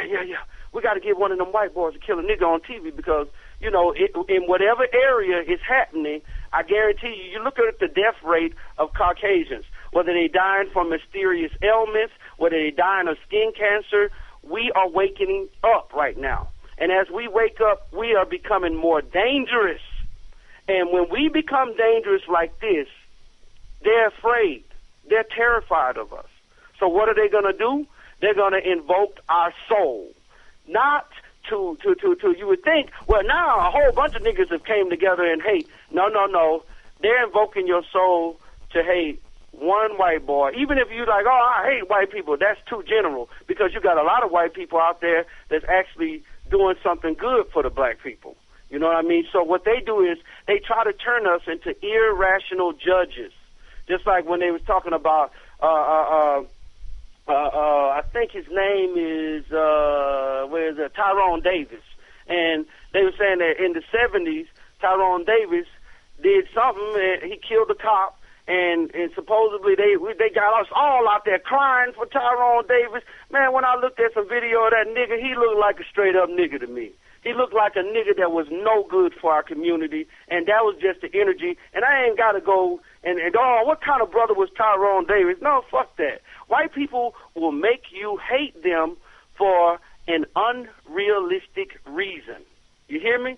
They'll make you hate them for something unrealistic. In other words, how can you hate on him for one white cop killing your people when hundreds of your people are dying in Chicago? You sit over here crying about Trayvon Martin, and in Chicago, 20 motherfuckers are leaving at a time. It's disgusting, the judges we have became. They say, God standeth in the congregation of the mighty. He judges among the judge. How long shall you judge unjustly and accept the persons of the wicked? Arise, O God, and judge the earth. That's us that they're talking about, because we are the original judges of this planet. But when they corrupt our judgment, you had niggas begging for O.J. Simpson to get off. Begging. We don't know O.J. Simpson, and he was married to a white woman. Why was we praying and begging for O.J. Simpson to get off? You know why? It's because we're corrupt judges. We're corrupt judges. That's simply what it is. So what happens is, as we start this movement, the reverse esoteric psychology of it is we unfortunately start to have to bring it out some of the information, like we brought out about Trayvon Martin's dad. was a Mason in a picture with a white boy, as if though he sold his son out. And to me, it doesn't matter if that white boy was crazy and he racially killed. You know, that don't even fucking matter to me. White folks will look for situations and shit that has happened and publicize that shit to the umpteenth degree. Even if they sent the nigga out there to do it, it doesn't matter. Because how many times now, out of nowhere, siblings, think about it now, after this Eric Garner incident, there's been probably 5 fucking incidents after that of cops choking people. Not killing them, just choking them on camera. I'm saying, oh, goddamn, how convenient. A camera right there to see another nigga getting choked, you know? And I don't know that nigga. I don't know what he's doing. I don't know shit about him. Most of the shit that be on TV, you don't know nothing about these people, so you can't make a proper judgment about what's going on, especially when you ain't saying shit about Chicago. Why ain't Jesse Jackson saying something about Chicago? Al Sharpton down there fucking dealing with Chicago. You know why? Because they don't want to fucking deal with it, because they letting niggas kill each other off slowly but surely in your face,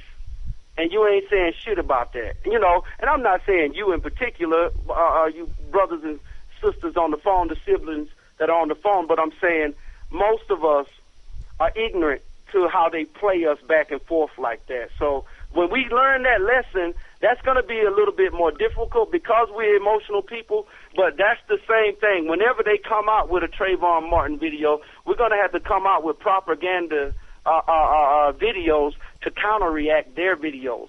So this movement of video, and it's a beautiful thing that YouTube videos are free, so we can shoot any video we want of propaganda and we do it with taste, don't get me wrong, because you got people like Tommy Sotomayor and other individuals like that who utilize these murders and these things to get hits. And I'm not saying that he does that on everything, but you do got people out there that are using our people just to get hits.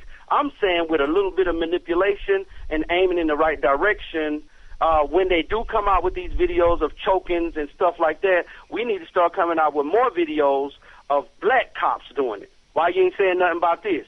Another black cop. Why you ain't saying nothing about this? Or newspaper articles. This man was killed. Who killed him? We started to get a research team to find out who's killing these young black boys, and you'll see that it ain't motherfucking Pac-Man. It ain't Pac-Man that's killing these motherfucking kids. It's black man. Oh, okay. Do we have Buck? Are you back? Yes, I'm back. Yes, I'm back. Oh, okay. I was just making sure. Okay. Okay. All right. Wow. We have ran over tonight, but let's keep running over. Are there any questions? I got questions. Okay, brother. This is Brother Patron. I just wanted to ask you, like you were saying about the brothers killing, whether they black cops or just black individuals in Chicago. I mean, are those brothers considered like, the clone brothers that, or are those shift up brothers? I mean, what are making them act out in these ways, especially the brother that's on the force and stuff like that? I mean, is it something that's in their genes? Are they Moors or something, genetically? In a scientific way or something, Yes, we have been muddled in with all kinds of clones. And this is where the statement comes, every brother ain't a brother. Because they start, you can almost look at people and you can kind of see something in them. And one of the things that we got to start doing is we got to start going outside and getting our feet on the ground. I mean, take off your shoes. Even when we finish this show, I don't care if it's midnight when we get off of this phone, go outside and get your feet on the earth and start to getting your frequencies back in harmony so you can see the frequency of a person. It's like right now our frequency is similar to the frequency of a drunk individual, somebody who's intoxicated. So just like when you go to the club at night, you fucked up, you done been drinking and shit, you see this young lady or this young lady sees this young brother and, they get together and she thinks she got a knight in shining armor. He think he got, the lady of the lake. He think he got a fine-ass woman until that intoxication wears off and then they wake up in the morning and see who they really with. Well, we do the same thing. Right now, we can't see who ain't our brother. You're right. There are a lot of Moors over here. There's a lot of motherfucking morals, and they straight up, let me tell you what they do know. White folks know how to tell the difference, though. They got the genetic, and I've been trying to break that, but we're so mixed in, it's difficult for me to say, okay, this brother's a more, so the best thing to do is to cleanse your frequency. Because it can be a brother, some of us, our genetics are so mixed right now that we can have, a few of us might even have black skin, but we have the copper tone genetics to produce different copper tones, you know what I mean? So it's like, it's difficult to tell unless we get our frequency out of an intoxicated thing. And then we got to learn this. When you know yourself, you don't question what you see. And this is where a lot of us have problems, especially sisters, because sisters are naturally intuitive. They have an intuitivity that can pick up on bullshit and who a motherfucker is on the rip. And they know that this nigga ain't no good. They know it. Or they'll see something. They'll see a booger in it. Now, this is kind of crazy, but believe it or not, when you meet somebody, they have something in their nose, look for little shit like that. You know, it doesn't say that this person is evil or certain, but it's something to say, okay, it's something about this person that their frequency is not in harmony right now. They could have had something happen bad to them that day, but it's just that we got to start paying attention to these very subtle frequencies, even if their hair don't look right or their face look slightly apish, look like a monkey. You know, it's like when I remember when I was younger that my frequency could get all kind of fucked off, you know, from hanging around the wrong people. And I look in the mirror, I'm like, damn, I look like a fucking monkey. What the fuck? You know, I look apish, I look primitive. Instead of primordial, I look primitive, as if though, you know, the rhesus monkey, you know, that's what the gods use to make the clones. They use the rhesus monkey. That's why they use vaccinations. They have to be vaccinated. If they don't, they'll get certain diseases that those monkeys get. But that's a whole nother subject. But the best way to tell is what Esau, Yeshua, Jesus, whatever you want to call him, or whatever was attributed to his name, you'll always be able to tell what kind of tree it is by the fruit that it bears. I would say when doing that research, always do the esoteric research on an individual. And I mean, just like when you're getting to know them, especially when we're doing business right now, we shouldn't be looking to be having fucking friends. Black men, real black men ain't got no time for no friends. I ain't got no fucking friends. I have associates that we do business with where I want to help this brother get to the top. He want to help me get to the top, and we have the same goal. That's what we should be working on. We used to be, you know, this is my brother. I don't need no fucking friend. You know what I'm saying? You my brother in the struggle. That's all you need to be. You know what I'm saying? Because and like they say, at the end of the day, you got to take care of your family, and I got to take care of my family. So that's what it's really about. We wasting time trying to be friends, go out, drink beers, and who we going to hang with. No. You are a lot more selective when you figure out who you're dealing with according to the business that you're going to do. The money that you're going to be making for the prosperity of your family, or the building that you're going to do with an individual. If this individual, if you go into the presence of an individual, say you got about $2,000, you got $2,000 that you want to invest, and you got a lot of brothers and sisters did this with, what's his name, what's the young cat, Brother Polite, where they brought $2,000, $5,000, $8,000 to this cat without peeping his frequency. I know all of them got warnings ahead of time, but they didn't listen. They gave him his money. Well, now motherfuckers are learning to be more selective. When you're dealing with money, you're going to be more selective with who you deal with. But with friendship, you shouldn't even be hanging around motherfuckers unless it's about business and building. Because that's all I'm dealing with right now, business and building. You my brother, regardless. I don't need a fucking friend. That's right. That's right. Do we have anybody else have any questions they want to bring about? Okay. I'll move to the next one. And this is a very controversial one here. Are our leaders our enemy? Now, when thinking about reverse esoteric psychology, the first thing, remember, number 2 was up there, you study your enemy. You study the white man. You got to study him. And one thing that we know, and that one thing that he's always been consistent on is he makes sure, siblings, he makes sure that everything he gives you, I don't care if it's 99.9999% gold, it's going to be a piece of iron in it. It's going to be something in it to poison you. And that's what they do with our leaders. But they ain't even got to do that. Let's take a look, esoteric look at Marcus Garvey. Marcus Garvey was born in Jamaica. Remember, your heroes is about to become your enemy. Marcus Garvey was born in Jamaica, all right? Just like Farrakhan's mother, I think, is also from Jamaica. And he makes light of that, how that's another thing. I don't want to get off point, but with Marcus Garvey left Jamaica and went to London, where he was schooled. I'm sure all of you are familiar with that very famous picture of Marcus Garvey sitting on a chair with his cap and gown. They got several pictures of that. So he was an educated man. Oh, what this brother about to say about Marcus Garvey? I'm going to tell you. All right? Okay. Then you got Marcus Garvey in a goddamn carriage like the emperor. He had on the emperor hat amongst us. This nigga ain't even our people. Now, a lot of people, well, he from the island. No, that nigga was African. Because a lot of them Africans got dropped off in them goddamn islands, and that's where integration took place, where our people were infiltrated slowly. But, you know, let me stay on point with Marcus Garvey. This nigga come over here, and he's the king. He's the emperor telling us about nation building and teaching us some raw shit. Now, I'll say about 60 to 70% of the shit that Marcus Garvey taught was great, but it's always that one motherfucker, that one thing that he taught that shows you esoterically what he really came to do, and that was his movement was to teach you to go back to Africa. The biggest part of Marcus Garvey's movement was you getting the fuck out of here and starting to worship Africa. That's the first thing, that's the first fucking time we ever did that.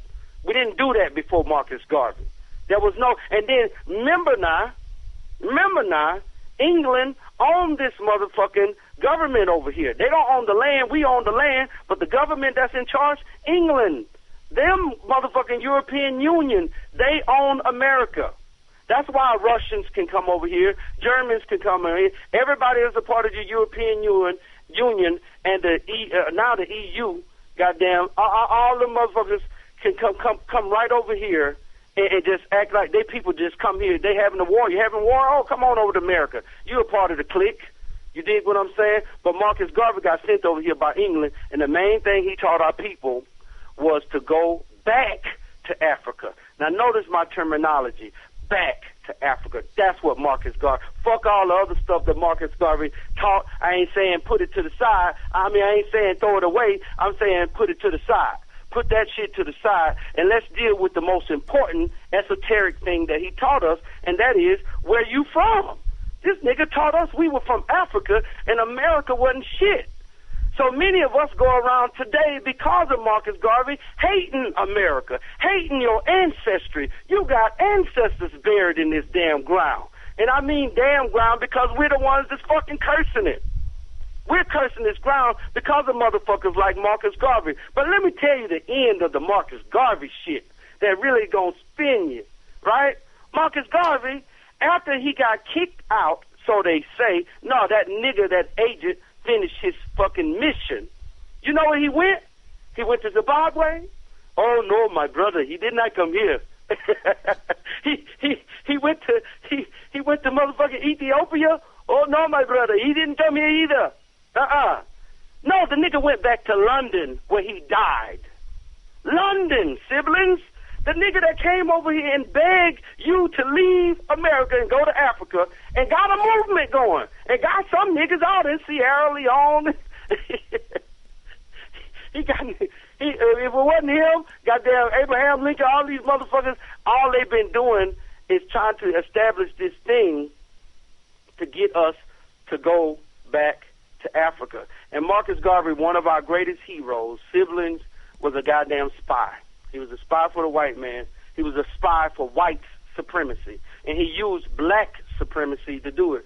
Because even to this day, the daggum, my brothers and sisters from Jamaica, and I say that loosely when I say brothers and sisters, This is why they have the attitude that they have about us. A lot of people don't know that Bob Marley's song, Chase Them Crazy Bald Heads Out of Town, didn't have nothing to do with whites. It had something to do with us also. This song originally was talking about us. We were the ones that was called bald heads.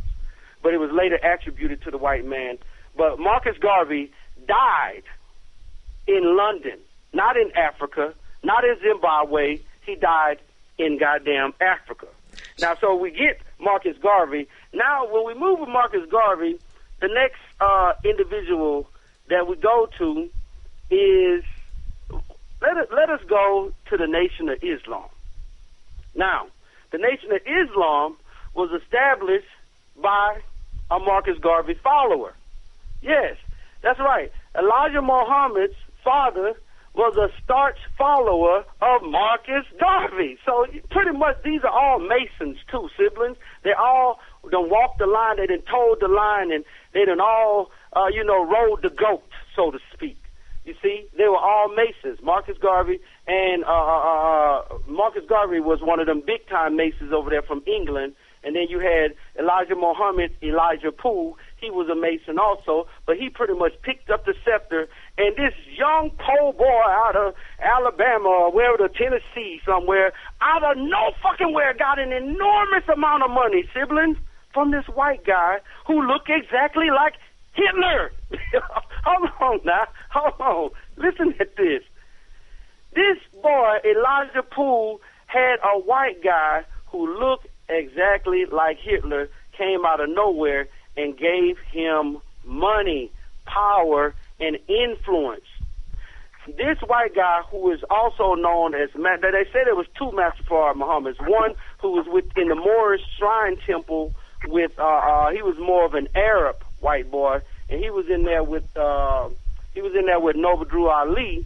And then you had another one, this other one that I'm talking about came from Madame Blavatsky and Hitler.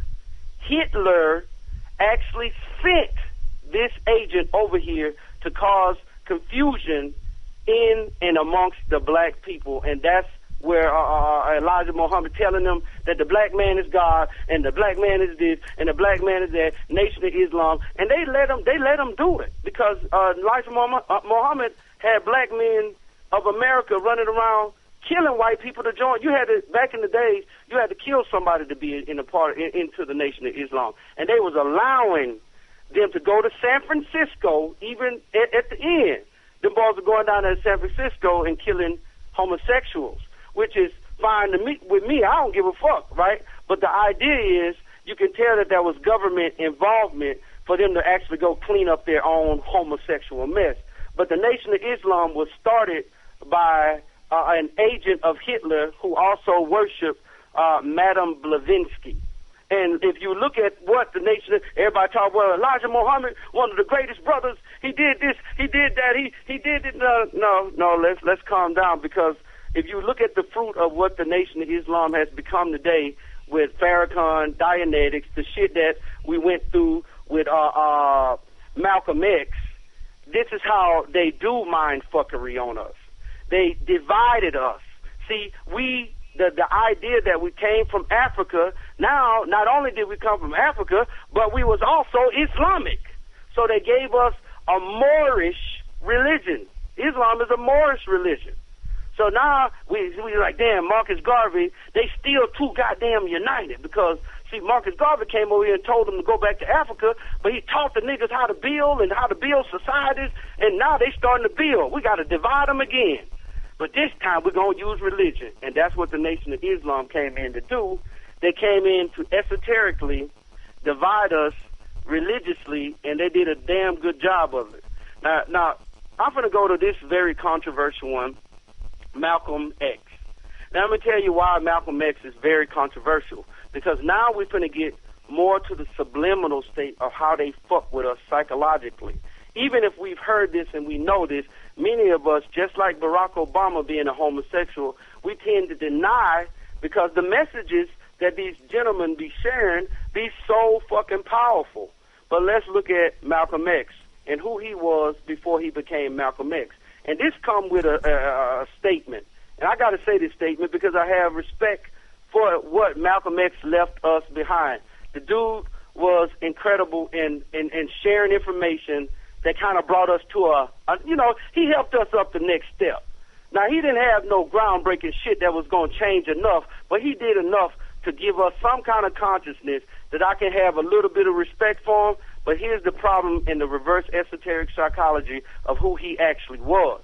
His name was Detroit Red, and he was a heroin addict who actually gave oral pleasure to very wealthy white men. You do the research on your own. Our dear brother Malcolm X was a full-blown homosexual who was addicted to heroin. Now, I understand that he went to jail, he did this, but let me tell you something. Elijah Muhammad chose him for that reason. All right? He chose him for that reason because that's that Masonic shit, how they fuck us up. So now you got this faggot, right, leading us. And then they even talk about in his autobiography how Betty, his wife, used to be so angry. She was mad at him because Malcolm didn't like to have sex very much. And I said to myself, why in the fuck would they put that in his autobiography? Why would they put that in his story and let it be known that his wife was not having sex enough? You know? But it's because of the whole idea about how they manipulated us. The whole idea about how they indoctrinated homosexuality from a subtle and a subliminal standpoint. It is something to know. You do need to know who Malcolm X is. You do need to know that he used to not only suck dick, but he used to suck white dick. And this is a realistic thing that is very difficult to hear and very uncomfortable to hear, but that's who he was. But see, what happens to you psychologically, when you get up here and you idolize, and that's what they really want you to do, when you idolize an individual, subconsciously, remember we're going back to the original plan of the white man to emasculate us, right? Remember, he's the white blood cell. He came to this planet to kill, kill, kill, and we are the only things that can get in the way of his mission.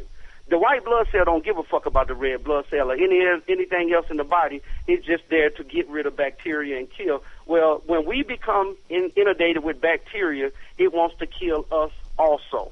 And Malcolm X was a part of how, if you got this brother up here talking to you, and the white man, and he's saying some powerful shit, you're not catching the subtle frequencies of homosexuality that comes along with that very being. So what do? We suck it up as soul peoples, and our souls get infected because the message is so powerful, but we don't understand. And then sisters are looking at some of them Nation of Islam brothers now sideways because they seeing shit, just like the one that went on a rampage, John Muhammad, how he was having sex with the boy. And then they said they had another minister in California that shot himself in the head, and he was homosexual. Then they was talking about now how there's a rampage of not a Nation of Islam. They got a don't ask, don't tell policy damn near. Well, niggas are just gay in there. They just do what they do, man, and that's why they going into Scientology. You know? So these people are not playing with not only manipulating us scientifically, they're scientifically manipulating us at every angle. So Malcolm X was a more subtle attack. It was more subtle, but you got a man that you got all of the rebels. And notice now, Martin Luther King, and we got to talk about him before we move to the next, but I want to talk about him. But before you look at the setup, Martin Luther King was about peace. They assassinated him. Malcolm X, the homosexual, was about fighting and war. So you letting a homosexual infect our young males, the minds of our young brothers who are rebels, and that's actually pretty, like I say, the white man is actually impressive when it comes to the mind fuckery. You know, when you get into psychology, you say, God damn, that's pretty good.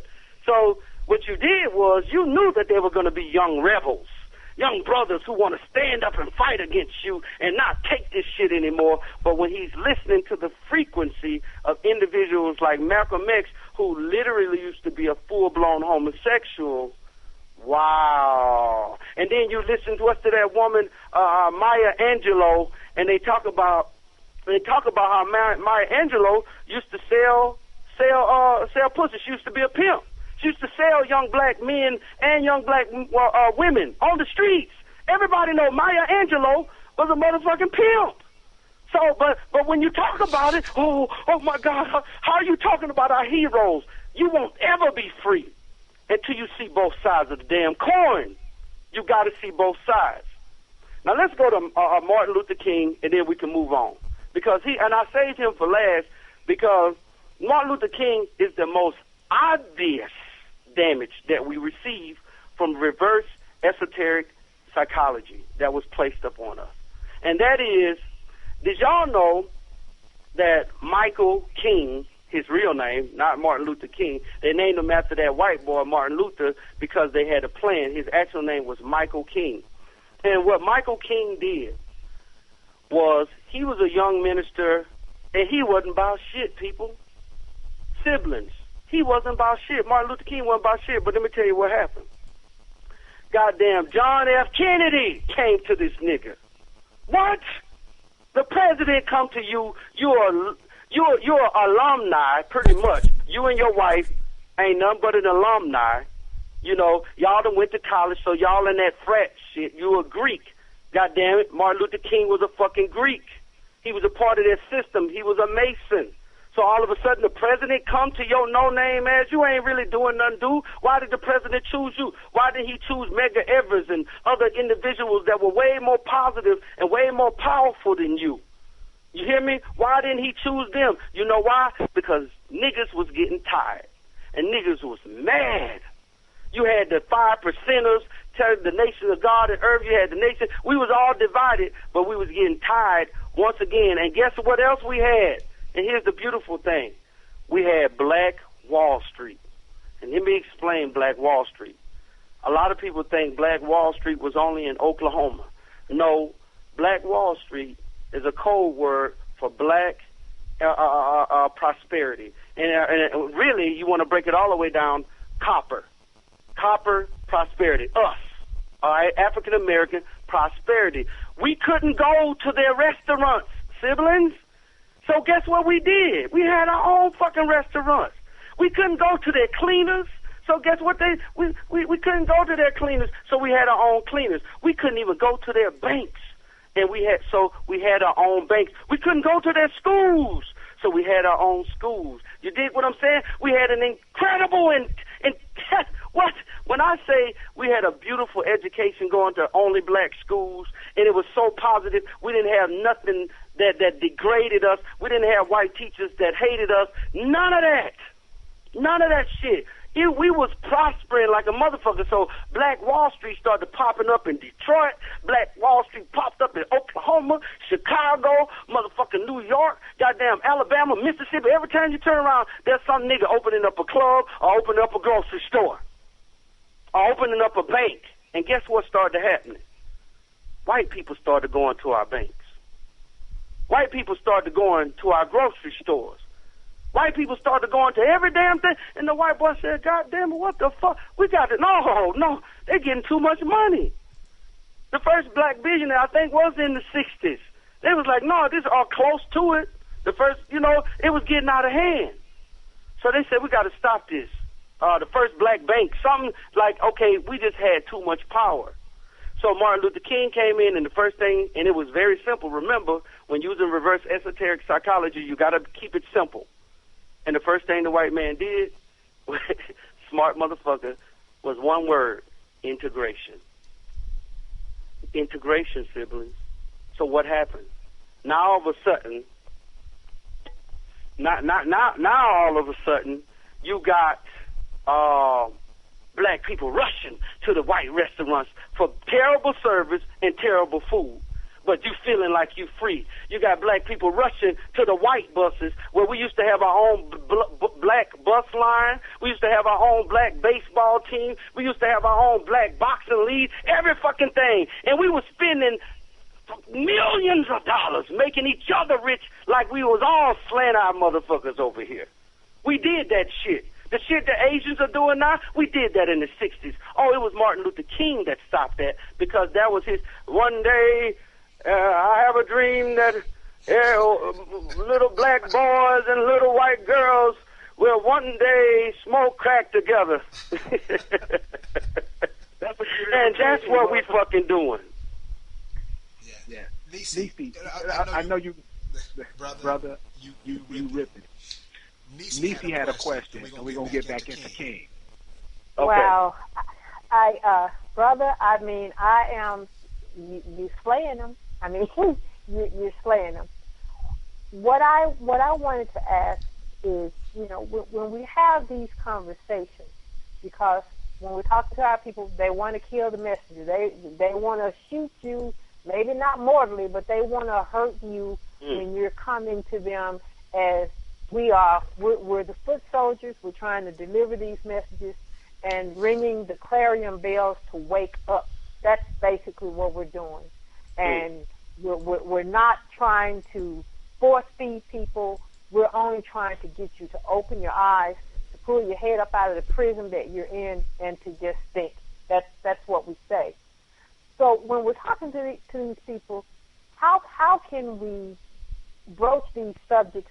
Because you have to be really ready when you're talking about some of these things, and you're powerful in your knowledge. And we just want people to begin to research and open their eyes for themselves.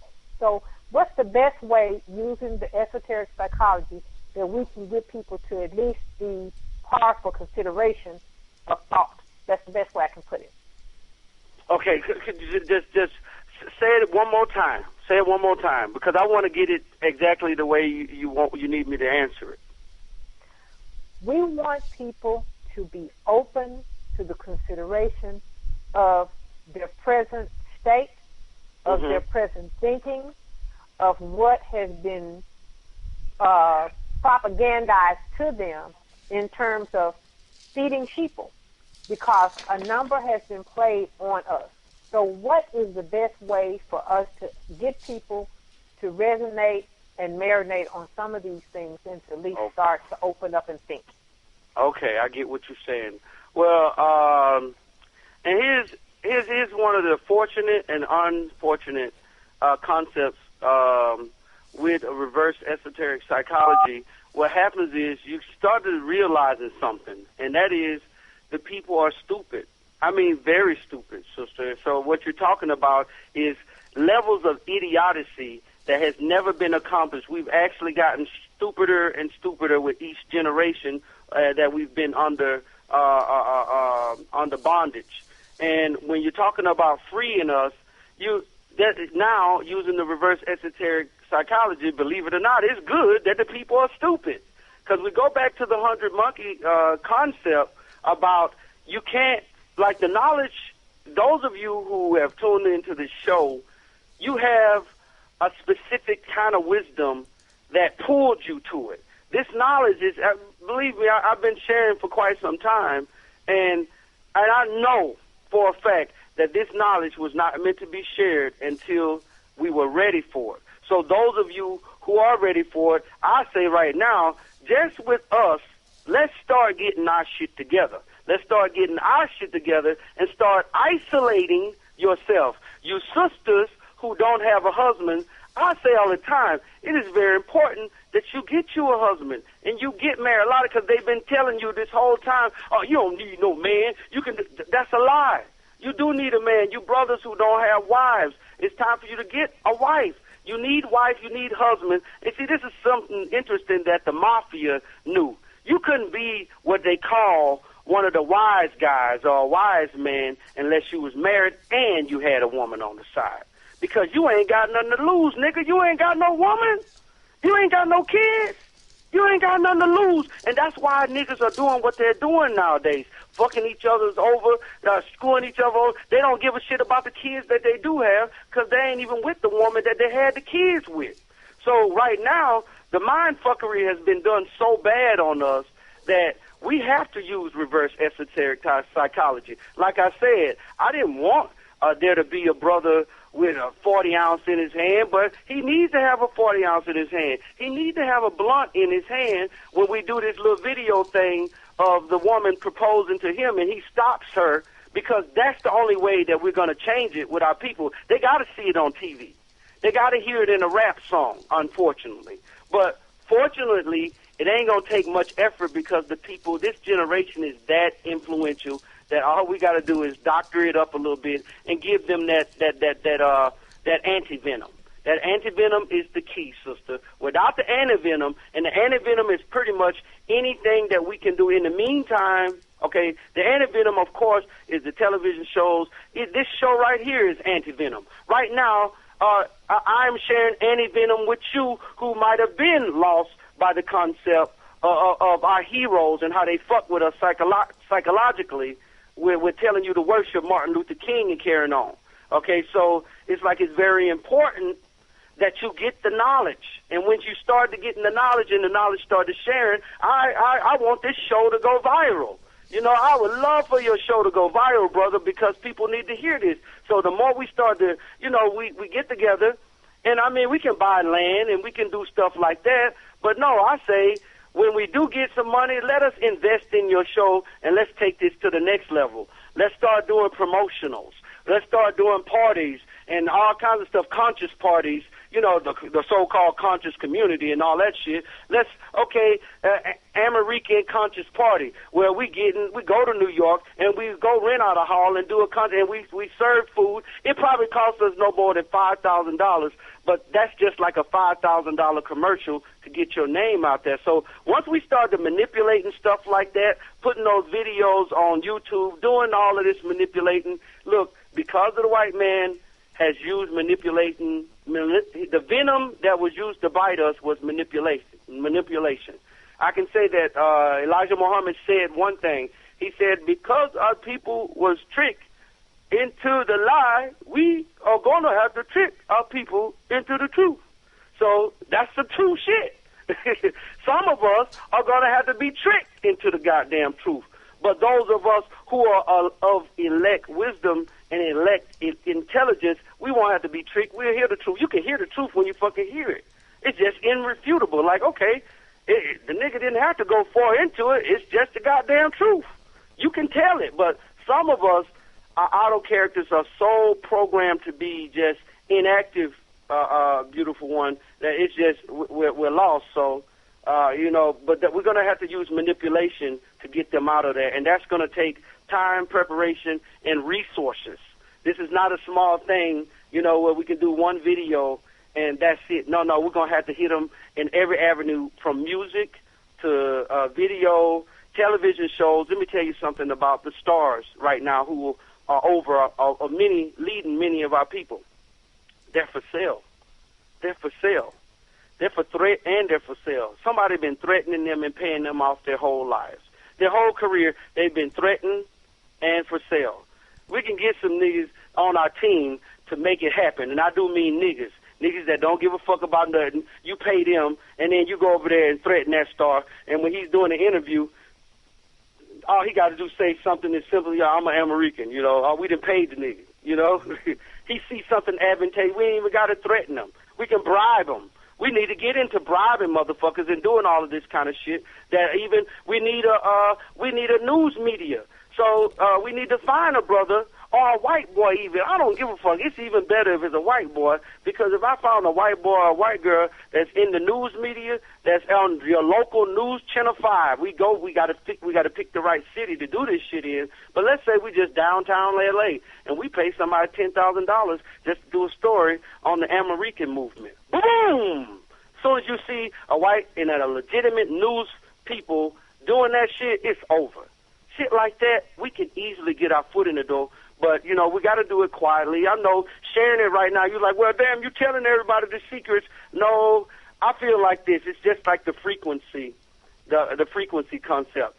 It's there's certain frequencies, they can't see us and they can't touch us. They can hear every fucking thing I say, but they can't stop me. They can't stop me because I don't believe they can stop me. You believe these motherfuckers can stop you, they can stop you. You don't believe they can stop you, they cannot stop you. It's simple as that. You're the one that have that copper melanin. You are the American. You are the true God in Psalms 82 that they're talking about in the Bible. Arise. You got the power. Well, brother, I really want to thank you tonight. You really laid it down. I just want to let the listeners know we started out with 10 questions. Oh, we can always come back whenever you're ready, bro. We had 10 questions, and we only got to 2. Yeah, yeah, wow.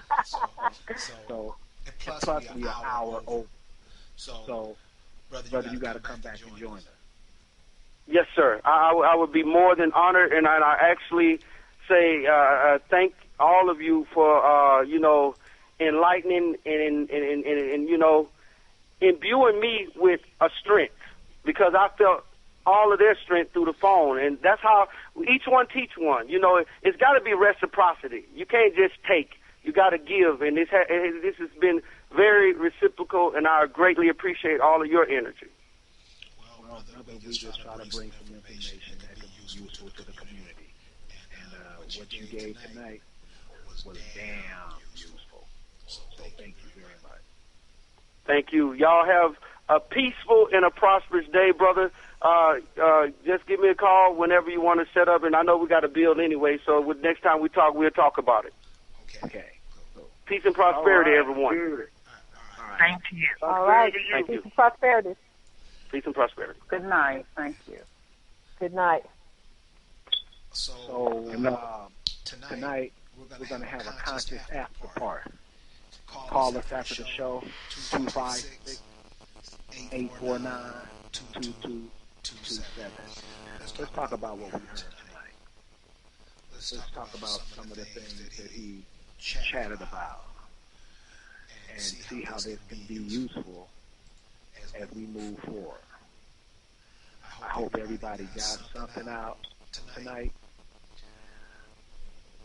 And listen to what the brother said, because he messed me up on the Malcolm X piece. Because with Malcolm X, I heard Malcolm X when I was like 20 years old.